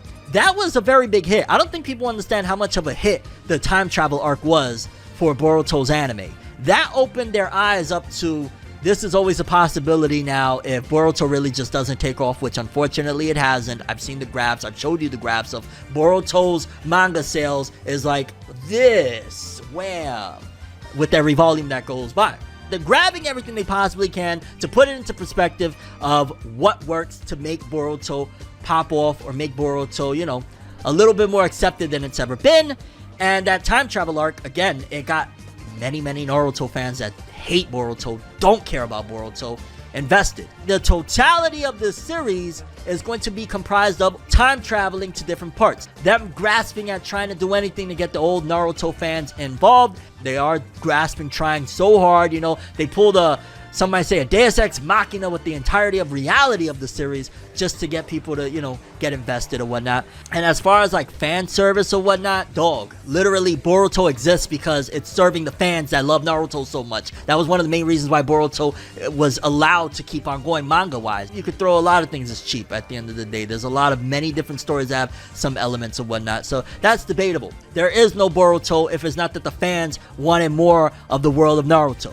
Like, let's be honest, it's the same reason why there's a Dragon Ball Super, and they're even going as far as Dragon Ball Daima. The Boruto Naruto IP and Dragon Ball Super IP are meant as fan service because fans can't get enough of these two stories, these two worlds and whatnot. Hate to break it to you. Yo, that time travel arc is the greatest. Oh my god, bowing to it. Because it was freaking enjoyable as hell. Seeing Boruto interact with Lil Naruto, Lil Sakura. So that's probably why they would be like, okay, that worked. It could be that the entire premise of this manga moving forward is Boruto traveling to different time periods. And this is going to be crazy. And I'm so hyped for this because they know what they're doing. They're trying so hard to make Boruto click. And they're doing a lot of things that is just, this is hype.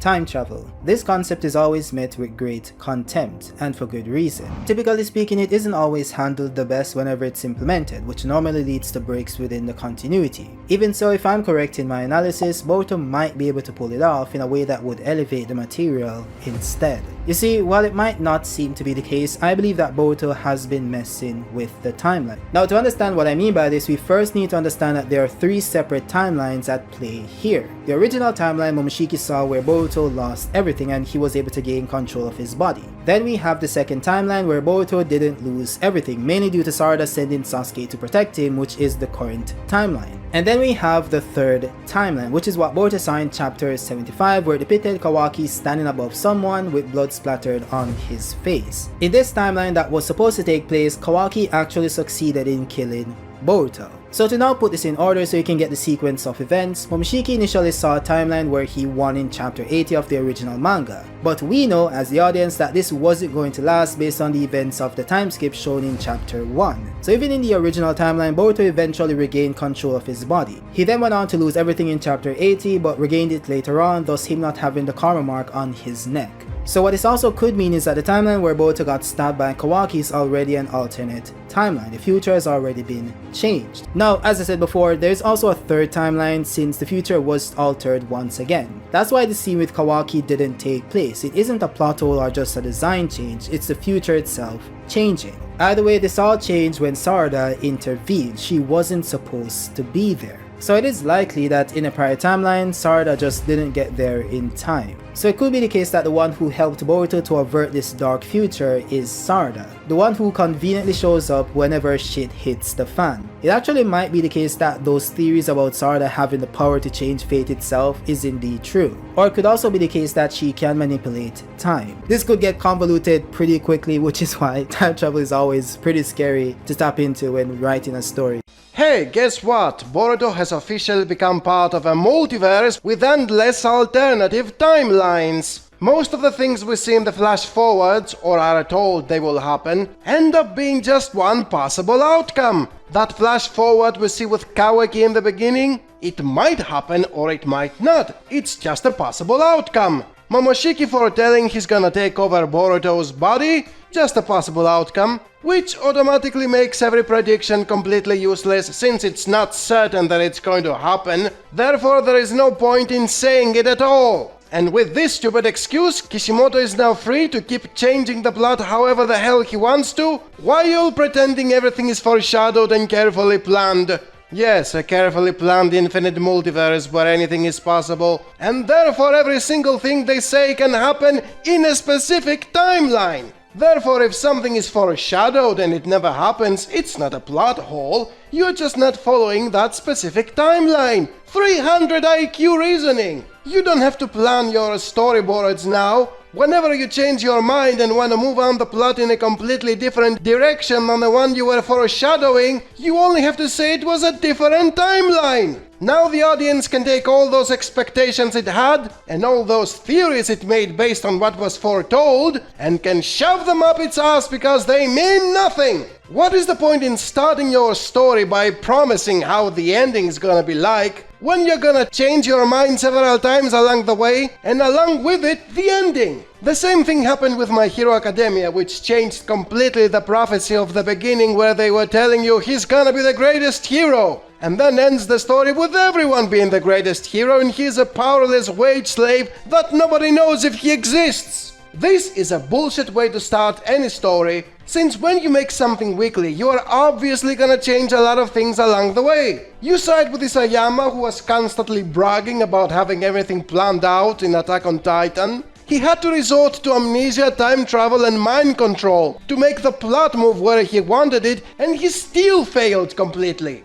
You will eventually see the same thing with One Piece that became all about destiny, while at the same time being about freedom. Never promise the ending from the very beginning, since you are never gonna present it the way you assume and nobody with 3 digits in his IQ will be satisfied. This of course does not include fanboys, since they are mindless zombies who just want to consume. This is the best chapter that has come out this year, and I don't care what anybody says. It's the best chapter. I'm including all the new gen mangas. I'm including everything that has dropped this year, and I'm putting it as #1. And you can't convince me that this chapter isn't the best chapter that's already come out in 2024.